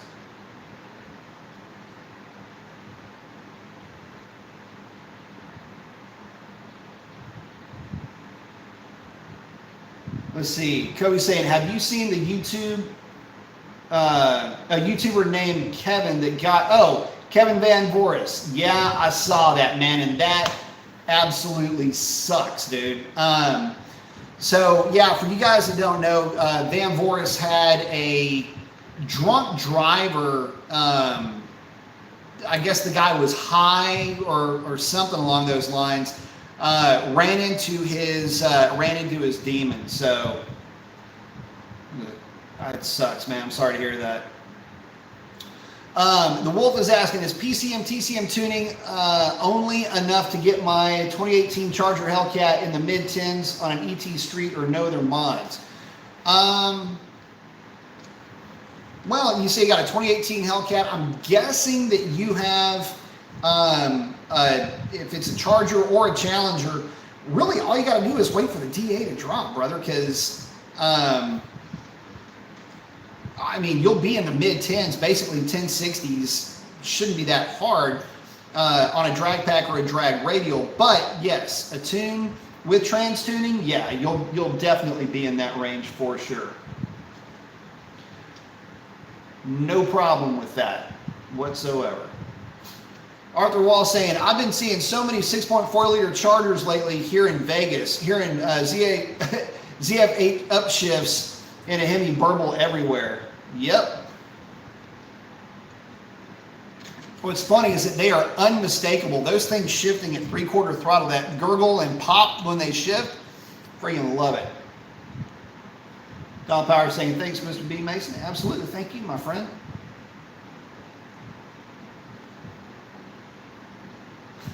No speed limit saying Franklin has a brand new Demon for 140 grand. Yeah, so $140,000 is about $30,000 outside of market value right now.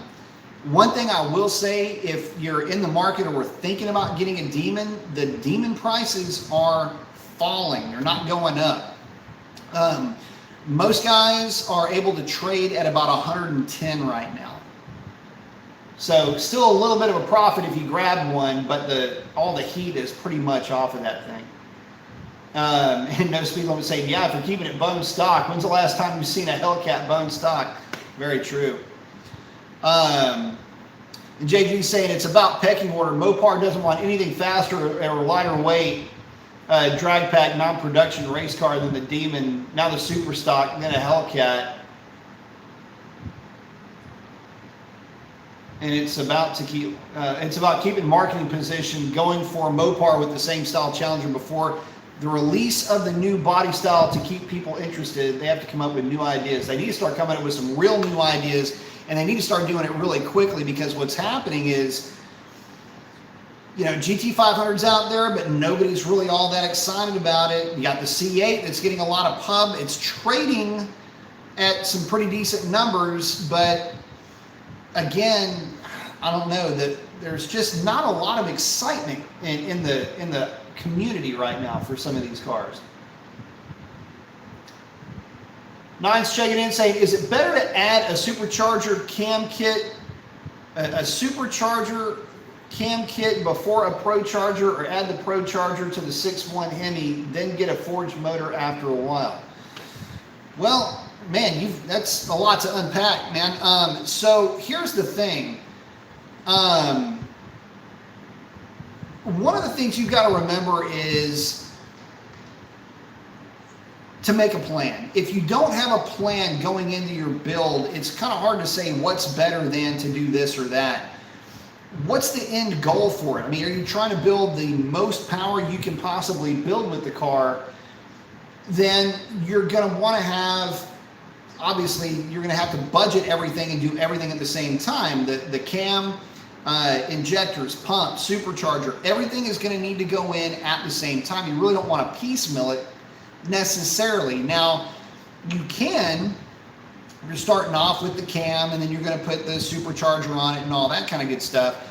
That's kind of the way you're going to want to go about it, because it's going to be more labor to strip everything off of that engine supercharger wise to put the cam in. So yeah, you go cam first if you're going to piecemeal it, but realistically, you'd be better off saving up, maybe save up for another year or so, and then do the entire kit at one time. That would be my personal suggestion.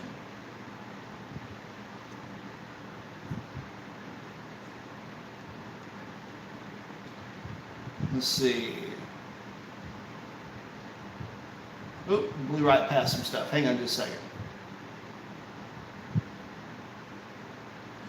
Arthur is saying, I just reported that J-Dub guy. Good. And everybody else that's on the chat, get on there and report him as well. I do not stand for anything like that at all. Swear to Christ, that is ever in my face. You have no idea what I've done to people that have said stuff like that in my presence. Got to wear some jewelry over that at one point. So yeah, get that shit the fuck off of my channel. I hate that mentality in a way that is beyond words. But yeah, please, everybody, report that prick and get him off of here. Kobe's saying, I just reported him too. Good. Chuck saying, that's what the review said, but I think it depends on the dealership. Talking about that $80,000 on the super stock. Yeah, man, god dang it. It's hard to justify.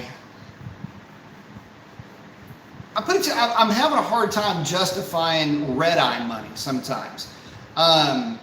Especially when little Miss Revlon runs out and does what she does. And does what she did when the thing was just stock with a gear. So definitely lots of fun.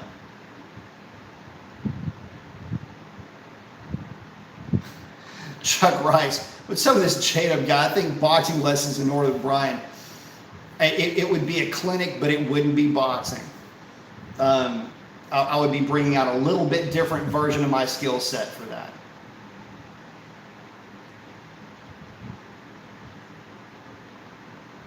Has no idea what I've done to somebody because of that shit.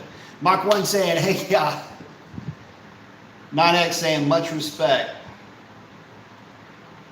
9X saying, I'll get the Pro Charger first, then get a forged motor. So in that respect, be careful doing, yeah, I mean, you can get away with low boost, but the minute you start getting higher boost, it's gonna sting you. Mach 1 saying, hey Mason, you need some mods on here. Mods can take, yeah, I had some, but the thing is that I can't, once I'm going live, I can't make running changes because I'm doing this. I don't have the computer sitting over here. We're just kind of hanging out over here. So yeah. But yeah, I understand what you're saying. Yeah, mods can take care of trolls, so you don't have to worry about doing it manually yourself. Yeah, I need to need to make some folks some mods. I need some new mods. Let's see. Kobe's saying, I got to say my 2020 wide body is a beast on the street. Hooks just fine for me. Can't wait to put a better tire on it.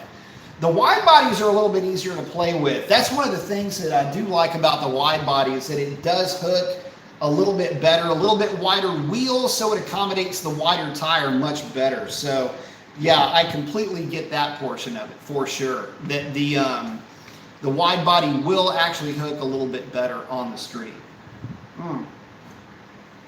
That said though, you can't just map the throttle in that thing.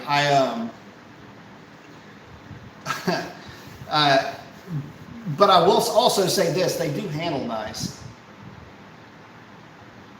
These big girls handle a lot better, by the way, than a lot of people give them credit for. I've gunned down cars on overpass, on and off ramps with Revlon, and that's on the drag radials.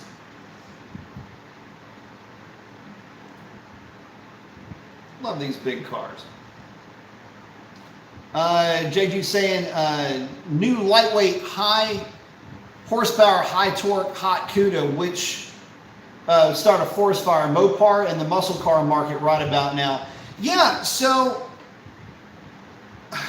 what sucks about the whole, they were talking about the CUDA and it was always this rumor, right? There was this, I don't know, this looming threat of the CUDA, if you will. The problem with that is that you had the Viper, okay? The Viper as a brand needed to basically have a reboot. It had done so well, but had such a limited buying market, a limited buying demographic, read that as just dudes.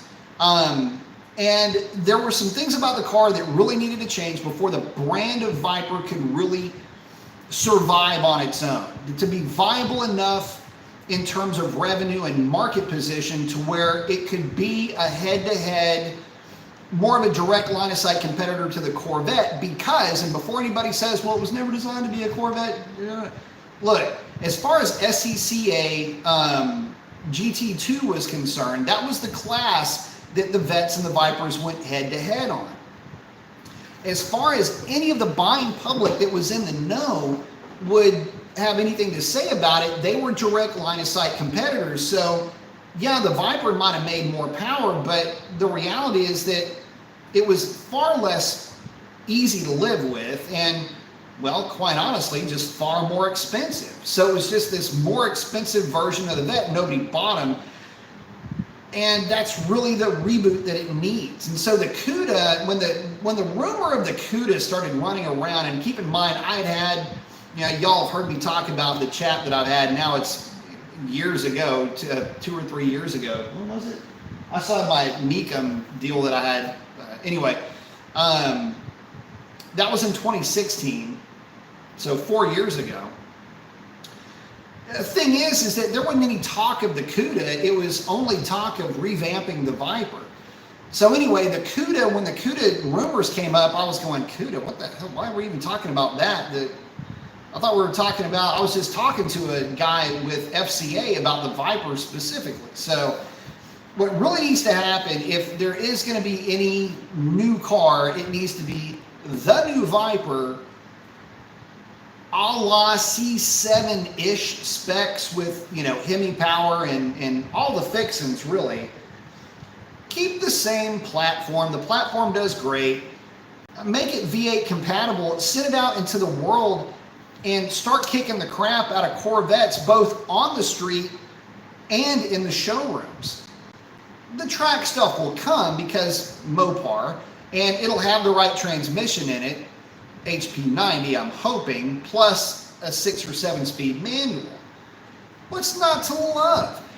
And I'll tell you this, it is the only car that I would consider moving to, and even then it would be like tearing off a body-wide Band-Aid, but it would be the only car that I would consider to be a replacement for Revlon. And as it sits, Revlon is by far, I don't want to say by far, Revlon is the clear leader as far as favorite cars that I've ever owned. So if that does anything, if that says anything about where I am with Mopar and all of this, is that it would take something that cool coming from Mopar to get an existing owner to switch gears. Now you start looking at it from the point of view of market viability. You start looking at it from the point of view of, you know, the product placement.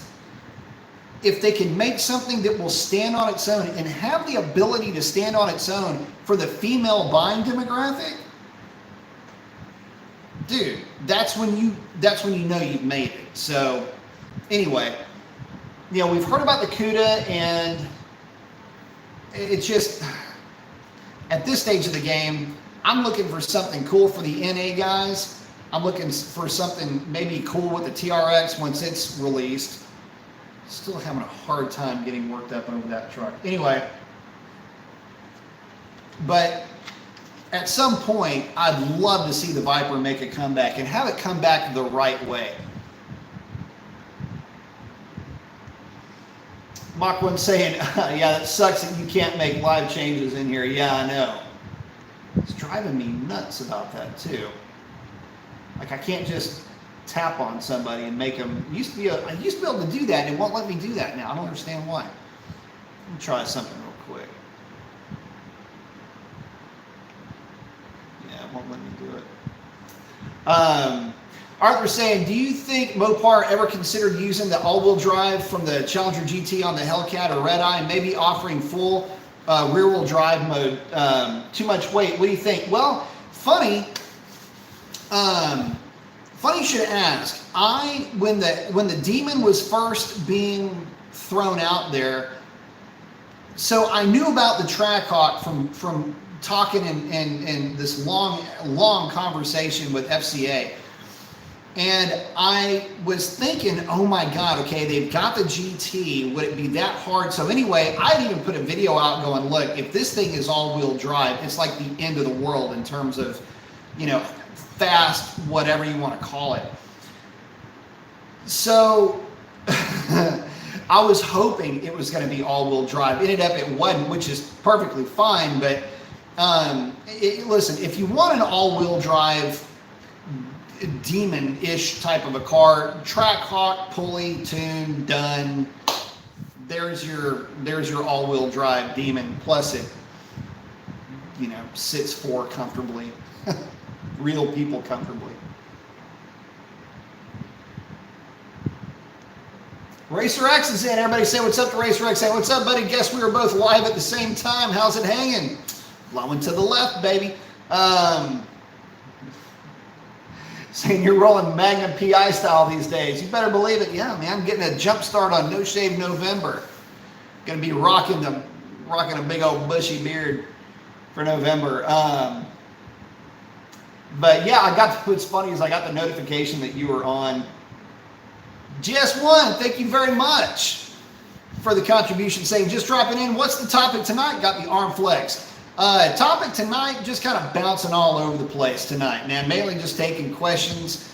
Had Foxy out earlier tonight. Got a chance to play with a wide body Scat Pack on the highway. Didn't go as well as the Scat Pack would have liked for it to, but I was also out of gear at about 120. So you know how that goes. Ken797, thank you very much about that, man. I appreciate that contribution, saying spot on about the Red Eye. A tuned Hellcat, even without a pulley, is faster. Any suggestions for 4,500 foot DA? Oh man, I really at that point in 4,500 DA, you're down almost 15% in power. If you live at 4,500 foot DA, I would say pulley it. I mean, you almost have to at that point. Pretty basic setup. A 295 upper is going to get you quite a bit of that power back. You know, it's tough when you live at the higher altitudes because you really are at a disadvantage. Until you put the pulleys on the car, you can get that power back, but you do still need to tune for those pulleys, primarily because your fuel, the type of fuel, or at least the formulation that you're using, is different than what we're going to have down here closer to sea level. So I would say number one, a 295 upper, pin the crank, trans tune, and you'll be off to the races. That'll pick up, you'll go from about 8.5 pounds of boost to about 10.5 pounds of boost. Puts you more close to what stock would be. Actually, you might go a little bit over than that. You might be at about 11.5 pounds of boost, just a little bit the other side of stock boost. Let's see, but thanks, guys. I appreciate that contribution to the cause and the questions. Good questions. Callus99 is asking, if you never really go to the drag strip, does it make more sense to just go 392 or even 1320 as opposed to the Hellcat? That is the $1 million question, brother. Let me just say this. When you, how can I put this? Okay, best is best until better shows up to the party, right? The problem is, yeah, I would say if you never go to the drag strip, they're both equally fun. But if you spend most of your time on the street, playing around on the street, you're really not doing any high-speed stuff, or you're just flat out not interested in it, the Scat Pack is plenty fast and will light the tires up at will at any given speed below 30 miles an hour. Do rolling burnouts with that thing. I mean, what's not to love about a car that is 11-second capable car at, in really good air at lower altitudes? The Hellcat is a lot of fun, but there's a couple of things that the Hellcat does leave on the table that the 392 does very well. Number one, off boost, Hellcats are lazier. They have a lower compression engine, number one. Number two, it's a smaller engine. So off boost, it's a less powerful engine. They're not quite as snappy with the throttle response and all of that. That being said, you just tip into the throttle a little bit more and the complexion of that conversation changes very quickly. And when you look at it from that perspective, it's a little bit different. It's different if you're playing around mainly on the street and you're not looking to get in any roll races either. And either platform really isn't all that well acclimed to that type of a contest. So it just depends on what you're doing with the car. I'll go so far as to say this. I love the Hellcat because of the durability. I do go to the drag strip all the time with it. I need something that's going to be that robust. The tuning aspect is something that I love to do. So, there's always little tweaks and things like that I can do to either one of the cars. I don't want to be asked to pick between the two because I've got a newfound love for the 392s after playing around with Ray's 1320, which would translate into any other, Scat Pack, SR. They don't have SRTs anymore, but you get the idea. Obviously, I'm still putting cams together for folks, Dr. Diff and Pites, for the 392s and for the 5.7. So, there's that aspect to them that you can kind of fall back on too, as far as them being fun to mod and doing all that other kind of stuff, provided you got the money to do it. But just from a proposition of stock on a sticky tire, out there playing around with it, you can always use the power that the Scat Pack can put down, or the power that the Scat Pack puts down. You can use all of it. Can't really do that with the Hellcat. So there's the price difference. Price difference is going to be somewhere in the $16,000, $17,000, $18,000 range. I cannot make an argument that is sophisticated enough to sway you by offering up that there is $15,000, $17,000, $18,000 more entertainment value with the Hellcat than there is with a 392. So by market definition, the 392 is probably the better play. Arthur Wall saying, yeah, I have to give Dodge those 2015 Challengers handle way better than one would think. Yeah, they do. Yeah, they do, and then some. Let's see, Mach 1's asking, what do you think about a helical-powered Viper from Dodge themselves? Not understanding what you mean by that. Helical. Like a helical gear set? What do you mean? Help me out with that, brother. I might be misunderstanding what you're asking. Oh, I might be saying like a Hellcat-powered Viper. I think is what you might be asking. Well, if that's the question, that's specifically what we were talking about. But again, this is almost 4 years ago. Or actually, it's over 4 years ago. So here's the idea. When Viper was put through the focus groups, and by the way, at that point, after the conversation, the guy offered to discontinue. I had ordered Shalandra at that point, but I hadn't taken delivery of it. He had offered to take that money and put it towards a white Viper that they had sitting there, and he was going to sell the Viper to me for 86 grand. And I was like, dude, I can't afford that kind of money. And that was even part of the conversation. It's like, that's part of the problem that we've got. You know, you could take that platform, put a Hellcat engine in it, put a transmission in it that's, you know, put the automatic in it, and sell it for 20 grand less. Would you buy it then? I'd say I'd probably have two in the garage, you know, because my wife might want to buy one if you could do it with an NA engine. And he said, yeah, that's part of the issue. You know, you can't justify the cost of a car that only you can drive, or you can't, a family can't, or you can't justify a car from a viability standpoint, for the brand to be able to stand on its own, that has only its own engine. And that's a bit of a problem because it's so expensive just to make that engine for that car. You don't ever dip into the laws of marginal utility without any real volume to discuss. And in this case, the volume was just way too low. And again, you've got this parts bin with an even more powerful engine that there is way more upshot for.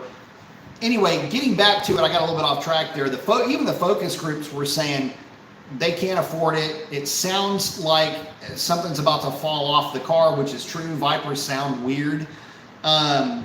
There were so many things that FCA was getting negative about the Viper. You could look at it and say, damn, the thing looks amazing, but aside from the looks of the thing, I don't want to buy it because I wouldn't want to drive it. It'd be great to rent, but I'd never want to have it for any more than about 3 or 4 hours. That's not boding very well. And so there are all of these parts of the conversation. I mean, like I say, the conversation was about 2 hours long, and it was just me and the guy, and we were just hanging out, talking about FCA, Mopar, hot rod stuff, the whole bit. And the guy was very frank, very open, and he just asked me to keep my mouth shut until the Viper was discontinued, and that's what I did. So anyway, cool conversation, neat where it went, but I guess at the end of the day, if I could put a wish list out, it would have to be that's where the Viper would go. Chuck Rice saying, I wanted to give you a shout out to you, Brian. I've improved my skills on my RT Shaker 6-speed. Very nice. By using the tips that you gave me, like 5,800 RPM shifting, sweet spots, oil recommendations, etc. Very nice.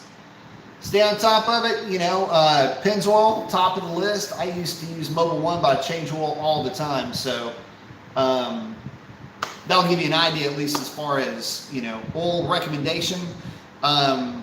Make sure it's synthetic, make sure it's 040. You're changing it often, don't worry about it. Change it at about 4,000, 5,000 at the most. But keep practicing, man. That's the main thing. Always be improving. That's what I do. I can tell you this. There's always room for me to improve. So Just get out there and play, man. That's the most fun part of it. If you get out there and play, then it's fun. And when you're having fun, that's when it's fun. So, and when it's fun and you're having fun, you retain the knowledge a whole lot better too. You know, and you develop a set of skills that makes you a safer driver in normal situations. You've got to do some things that, I mean, personal opinion, you know, this is not my advice. This is just my own personal experience. But when I've gone out and I've, the things that I've done on the street, autocross, getting involved in autocross, getting involved in some type of closed circuit driving, take a couple of classes, you know, get some lessons from these guys. It'll make you so much more, it'll make it so easy for you to handle just goofy stuff that happens while you're going down the street. You won't even think about it. You just calmly react to it. You might go, what the hell was that afterwards? But in the moment, you've done weird stuff with cars and you've had them pitch sideways and all of that. You'll have been used to that for so long that normal stuff doesn't even faze you, and it'll make you a lot more aware of what's going on around you as well. Motorcycle guys will know exactly what I'm talking about. And again, Ken, thank you very much for the contribution, buddy. I really do appreciate it. Chuck saying, thank you, Brian, for sharing your experience and knowledge. Thank you, Chuck. I appreciate you hanging out. GS1, man, I appreciate that contribution as well. Ken saying, sorry to mess up my question. Suggestion on tune. Oh, suggestion on tune for my red eye at 4,500. I don't care about horses. I care more about quarter mile time. So the red eyes are kind of funny. There's a lot of good stuff going on in the trans tune. Red eye though, the problem with the red eyes, and really by association the demons, is just the downstream heat that 2.7 makes.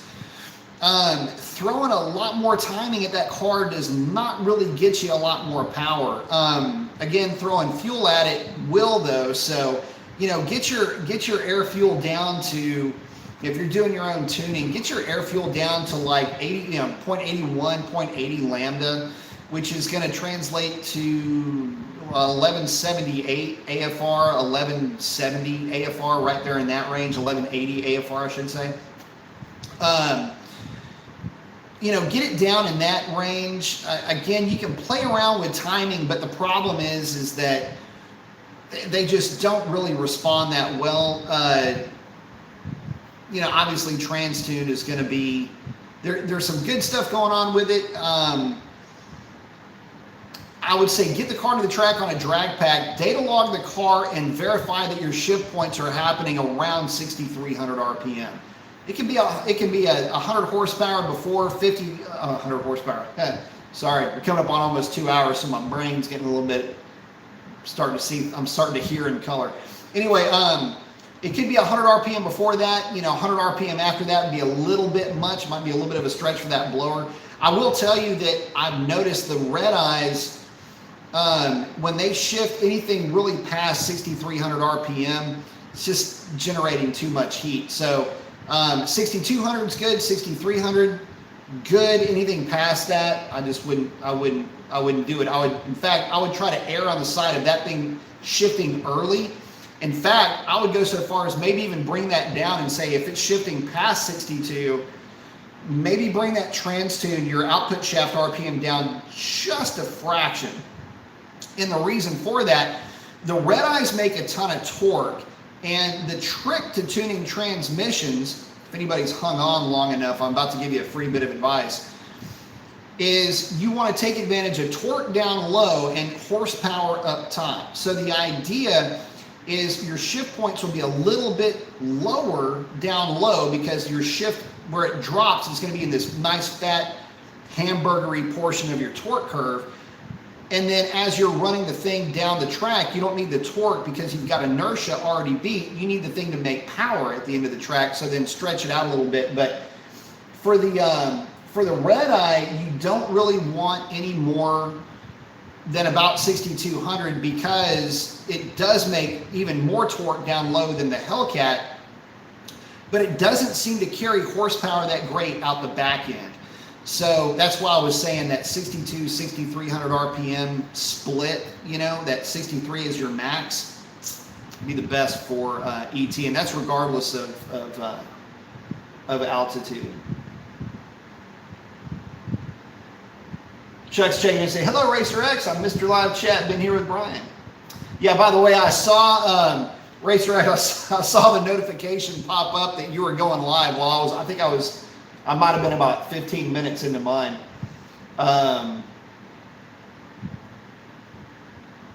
Let's see.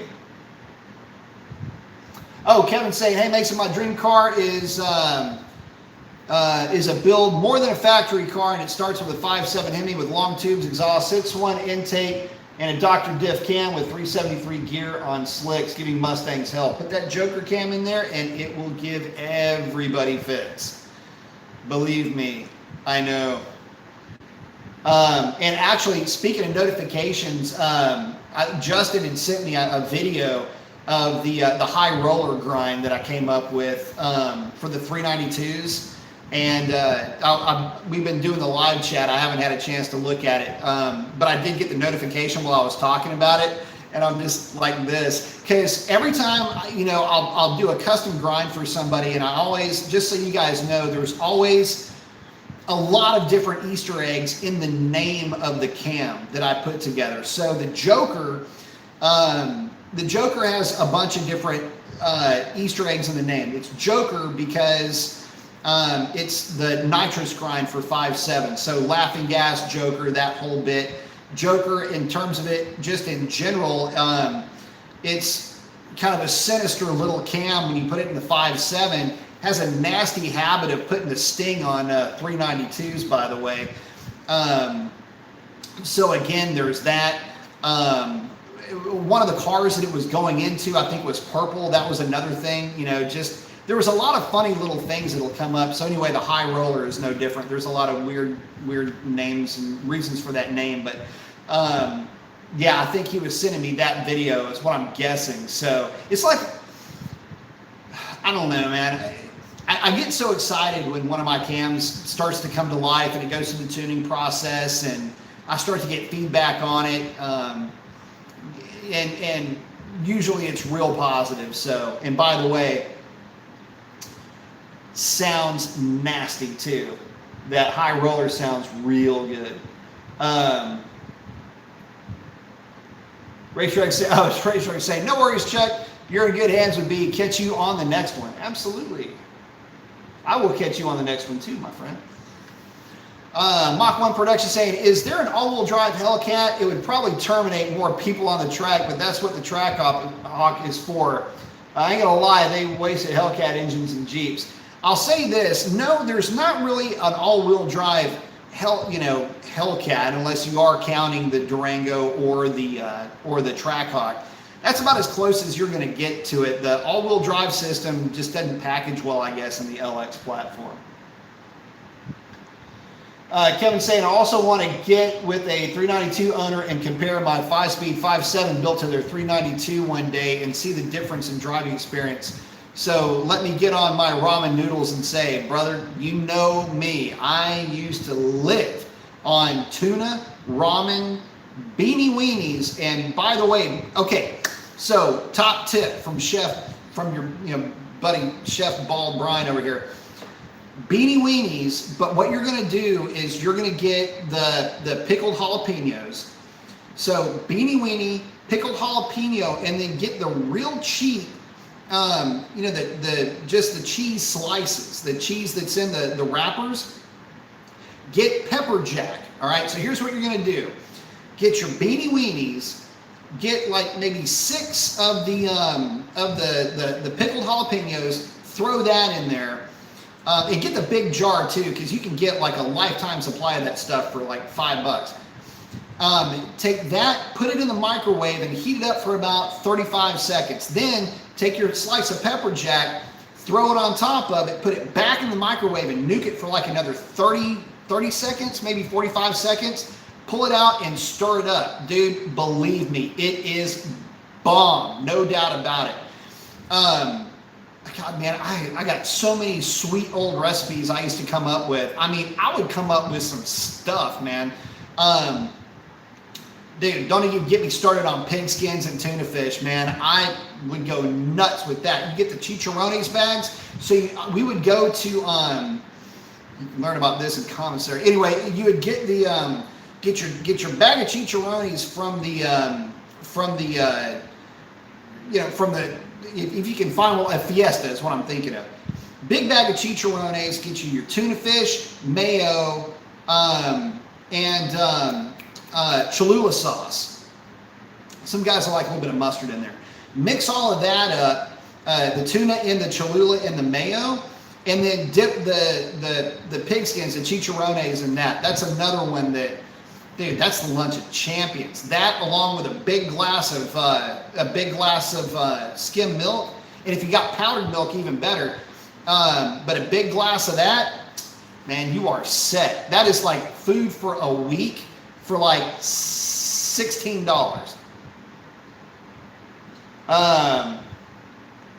Arthur's saying, silly question, if Hellcat 6.2 was in fact naturally aspirated with higher compression and VVT, it's got that, et cetera, what do you think it would be an improvement over the 5.7 RT? So yeah, it would be, but here's the funny thing. So the 6.2, and I don't think anybody's ever bothered to do this, but if you're to take a 6.2 and put like a 6.1 manifold on it, or a 5, let's just call it let's put a 5.7 manifold on it. The difference in power wouldn't be as much as you would think, like a Charger 5.7 to the 6.2 that's in this thing. The 6.2 would probably be about the same.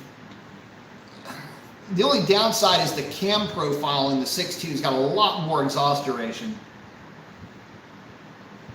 which hurts it really. It doesn't help it in this case.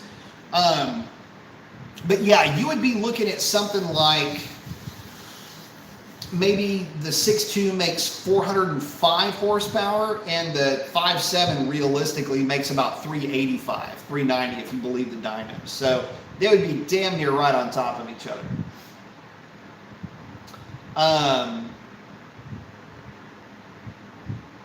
But yeah, there wouldn't be much to separate the two.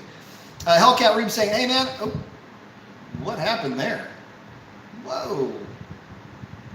That was weird. A glitch in the matrix. Hang on. Hellcat, well, that was weird. Hellcat Reeb saying, hey man, I saw a listing of a new Scat Pack wide body for 60 grand in the Bay Area. That's an insane price. Yeah, it is. Yeah. Yeah, that's nuts. And Mach 1 saying, Hellcat Viper, sorry, autocorrect. Yeah, I kind of figured that's what you meant, brother. I'm the same way. Autocorrect takes, I must speak funny because autocorrect thinks I say some of the dumbest stuff. Chuck Rice saying, that's why I love my Challenger RT Plus shakers, space and comfort. I can take my girls for a ride and drive normal or turn the Mopar madness when I'm alone. Absolutely, man. I agree with that. Jermaine's asking, will Ram ever give us a 392 1500? My man, we can only hope, right? I mean, I've been trying to champion that cause for how long? And what's weird is that Dodge hasn't done it. Dodge, okay, think about it for a minute. Dodge, who brought us Little Red Express, the Warlock, which were two trucks back in the late 70s that were basically the fastest thing on the street back then. Little Red Express, Warlock, the Comanche with the 4-liter, which at one point was the fastest truck on the planet, the RT10 trucks. They put a Viper engine in the dang thing, for crying out loud. But they can't put a 392, a V8. It's already a V8. It's already the same size. It bolts right. It literally would just go, it just bolt right into the damn thing. I don't know why Dodge, Ram, or whatever, in their infinite, whatever you want to call it, has yet to figure out how to put the 392 into the truck. They even made an RT version, but they didn't put the 392 in it. Again, in my opinion, there's no excuse to not have that engine in that truck. So I'm right there with you. I would love to see that engine in a truck at some point. Just not, in a truck that it matters in the actual performance. Mach 1 saying they have one in the 2500, but I've seen some 392 builds on the 1500. Yeah, so the 2500 though is not the 485 horse. In fact, the 6.4 that's in those trucks is the intake manifold's awesome, by the way. Doing a 6.4 truck intake manifold swap is on a 5.7. But I guess getting back to the point, it's not much more powerful than the 392, but it just offers more torque across the board. But peak numbers aren't that far off. Chuck's saying, talking to Jermaine, saying, I heard from my local Dodge dealership, they're going to be putting Hellcat engines in the Ram 1500s. Yes, they will. It's called the TRX. And Jermaine's asking, is that, yeah, we're just talking about the 392. Yeah, it's not the same one from the cars at all. Clutch 392 is asking about a question for the manual charger. We'll throw it out there, man. TU's got one. Talking about launch control. So I set it up, put it in first, hold down the clutch and gas.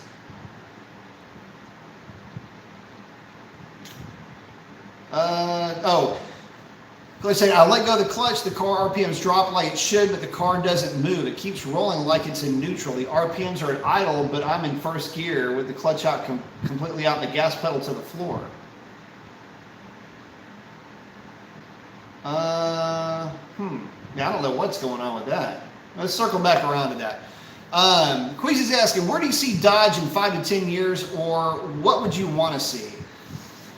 Well, I mean, in 5 to 10 years, I would like to see Dodge maintain the marketing and the position that they're in today. I would like to see them continue the good old-fashioned American hot rod, good old-fashioned American muscle car stance. I'd like to see a little bit more from the Ram brand. I'd like to see a little bit more from the Jeep brand in terms of power plant options. I think it's criminal that that thing's still running around with the absolute wrong V6.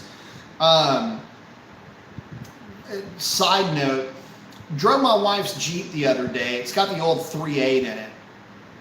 4-speed automatic, and that thing feels significantly more torquey than the 3.6, which makes another 100 horsepower on top of hers.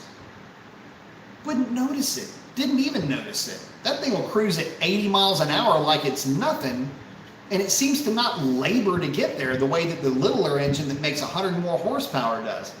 I really like that Jeep.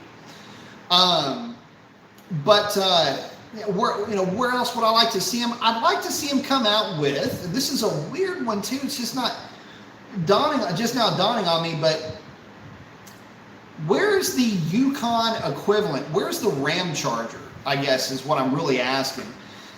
We don't have that to talk about with Dodge, but on the GM side, it sells like gangbusters. And look at the position that they could take over with that. It blows my mind that that vehicle doesn't exist. I mean, talk about an excuse to put the 6.4 into something. That's kind of your spot already, just waiting for you to make it. With the profit margin that SUVs carry, I'm surprised that Ram as a brand hasn't just jumped all over that. It just seems like it's low-hanging fruit that they're not capturing. Strange. But those are some of the products I would like to see, and obviously, Viper as a brand would be something that I would personally champion. You talk about me wanting to jump all over that. That would be something that I'd put in a resume on that deal to be able to, be somewhere in the marketing, brand manager, that type of an idea for that particular product. That's how much I like that. That's how much passion I have for that portion of the Dodge brand. And clutch 392, man, I don't know what's going on with that. I'd have to see it. I'd have to see the issue in person to find out what it is that you're talking about with that issue with launch control. Because it shouldn't do that unless you've got a cooked clutch. That's the only thing I can think of. I'm just kind of spitballing here. And Clutch was asking about how you do your 60 foots. I can tell you how to do mine. Basically, you just roll out at about 3,800 RPM, feather the throttle, feather your clutch engagement as traction allows. If you're at the track, a little bit different story. Chuck Rice is saying, Clutch 392, ask Brian that. I have a 6-speed Challenger, but I've never used launch control. I've never used launch control in a manual transmission car. But yeah, I mean, the way that it works, same idea. I mean, you're just going to hold that throttle and roll off of it, and I mean, just like you normally would. I just wouldn't necessarily use it because it's not engaging the clutch for you. So you're still engaging the clutch, and it's not going to modulate the throttle. I just don't know how they work that. And again, I personally haven't ever used it either. I don't use launch control in that thing. That's foot brake.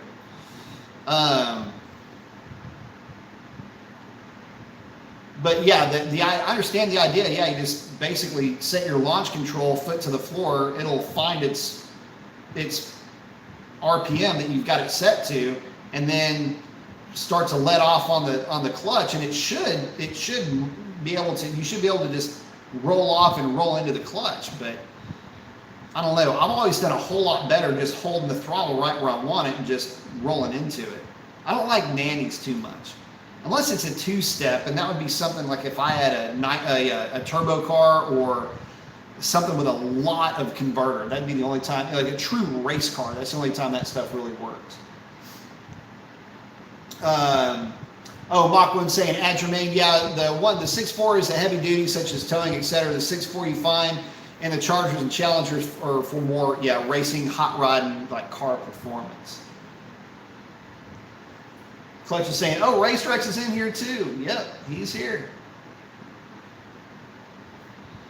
Mach 1 said, what we need is a stick shift charger. We have none. I'll tell you something, surprised about that. I've always been a little bit curious as to why the Charger never got a manual transmission. Probably because, weirdly enough, the E-Class never had, that I can remember, that it's based on. Let me think about this.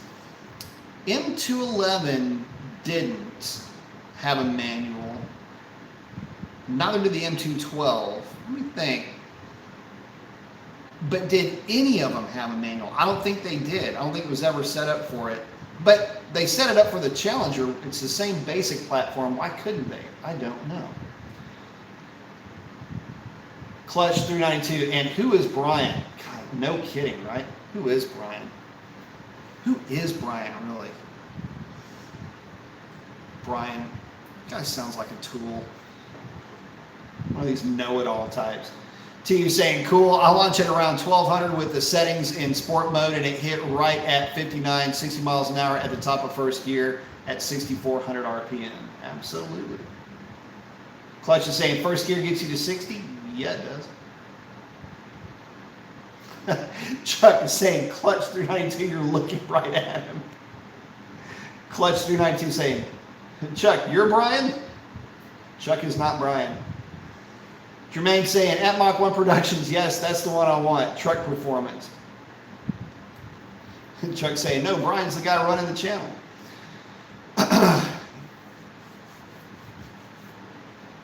T's hanging out with Clutch, giving him some pointers here.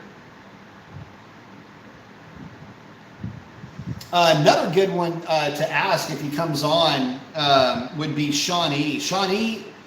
championed a 6-speed Challenger for quite a while before moving into a Hellcat.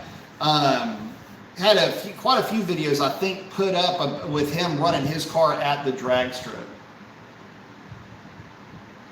So check that out too.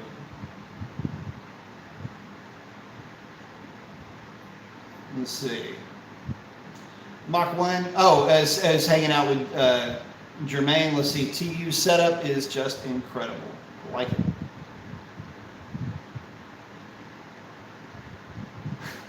Clutch saying the video just updated. I had no idea this was a video. I thought it was just a blank screen. Oh, that's funny. It must have glitched.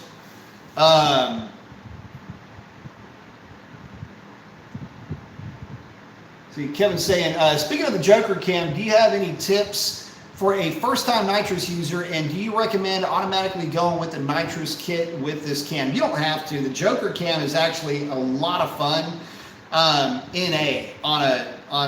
one of the more modern 5.7s. Tips on nitrous, I mean, I can do an entire show on just nitrous alone. Here's what I'll tell you. Obviously, don't get greedy. Secondly, don't go cheap.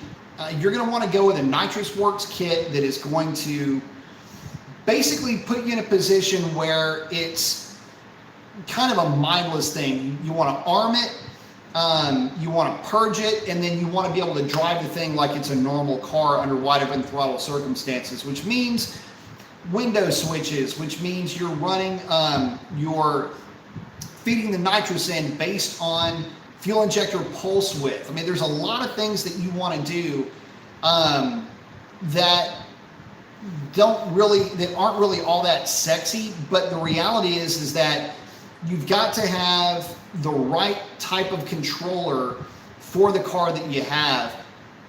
And the big issue that guys have with nitrous, let me just give you this quick advice. Don't go cheap. A lot of guys will say all you need is a plate kit, throw 100 shot at it, and you're good. The problem is that, yeah, you're good for a minute or two until you get like a funky tank of gas, or until the DA is, really high, or whatever the case is. You want to have the right kit. The problem with nitrous is a lot of guys have been getting away with just putting a dry shot on their cars. And they were getting away with it back in the day when the cars just were not really performance oriented. So like an old 5 liter or something like that, you could put a 100 shot on it and kind of get away with it because it's only making 300 horsepower with the 100 shot of dope that you put on it, right? Well, modern cars are a little bit different. They make a lot more power, but the metallurgy and everything else that's going on inside of them really hasn't changed. You've got what is in essence a race prep stroker small block in your car if you've got a 392, for example. So just know that coming into it, you got to be a little bit more careful with it, with these newer cars. Let's see. Oh, TU's hanging out with Clutch. Brendan's saying he just picked up the D5 4-stars for the Hellcat, 1710s in the back and 18.5s up front. You're going to like it running MTs in the back. What's a good tire for the skinnies? That is going to be the Mickey Thompson. Crap, and of course they're on the other side of it. Mickey Thompson, I think they're 28 by 6 radial. Anyway, give Mickey Thompson a shout. It's going to be I think it's 28.6 radial for the Hellcat. They were basically developed for that platform. So they're a little bit on the heavy side, but they're very robust and incredibly stable at speed. So just know that going into it. Chuck's checking out, saying, gotta go, catch y'all on the next one. Thanks for hanging out, Chuck, appreciate you. Brendan's saying, also, how are the 4-stars? They seem to be lighter than most. They're lighter than most. They're good. They're durable. They're robust. They're not the lightest, but I like them. I mean, they're not the sexiest rim in the world, but they're 5-stars. They look decent and they get the job done. I like them better than like a true weld wheel, primarily because, again, they're just more robust. They'll deal with the weight of the car a lot better, and that's probably more to the point. They deal with a ton of power. You don't have to worry about them getting all warbly or anything like that. They're just good wheels in general. So 2 thumbs up by yours truly. Clutch is asking, I have another question. So I just got 315/35/20s for my rear on the stock Scat Pack wheels. Way too wide for that, which are 9 inches wide. They're bulging around the wheel and I'm not getting full traction. No, you're not. You're only getting that much of that contact patch. Is there any wheel you can recommend that is 20 inches and will fit 3/15? There's a lot. If you like the look of your wheels, you know, or if you like the look of slingshots, you can get factory replicas, which are 10.5 inches wide. That will accommodate a 315 wide wheel. That's probably where I would start. Take a look at those, but yeah, anything that's 10.5 inches wide that will fit, I think it's a 25 millimeter offset for the rears. That's where you're going to want to be for your rear tires, because, or rear wheels, because yeah, you are way too wide on those wheels. Hilton Mode's asking, how big are the gains on a 6.4 manifold swap to the 5.7 on a 5.7 Ram? If you've got a cam, they're a little bit greater. You're looking at maybe 10 horsepower across the board, maybe 12 foot-pounds of torque. The truck intake, by the way, is a really good intake, but the 6.4 is a little bit better. So if you're stock, I wouldn't really worry about it too much. That intake really only comes into play if you put a cam into your truck. Mr. Blacktop saying, hey, Mr. Mason, great information as always. Got the fist bump. I like it. Saying, with the fenders on a wide body sticking out an extra 3 inches, do you recommend adding PPF to the fenders? And do you have any PPF on Revlon? What is PPF? Now, I've never heard it maybe put that way. Oh, I think you might. Are you asking about the whatchamacallit? The clear, like the clear stuff? If that is what you're asking, I don't have any on that. And the fenders being wider, not necessarily. I wouldn't think you would have to, but if that's what you're asking, no, I don't. But maybe I'm just not picking up on what PPF means. I probably know what it is. I'm just, sorry, we're almost 2.5 hours into this one and I'm fading. But let's see. T saying, oh, at Clutch, so T's hanging out with Clutch. Yeah, definitely too much tire on that rim. Cal's asking, do you think Buick is next on the list for becoming an extinct car company? Yes. Was really hoping for a redo on the Grand National, but I don't think that's ever going to happen. And no, it's not, because they are not building any more rear engine platforms through that brand at all. As a matter of fact, Chevy doesn't have anything that's going to be a rear-wheel drive platform that's not called Corvette, and Camaro may even be checking out too, buddy, so just something to think about.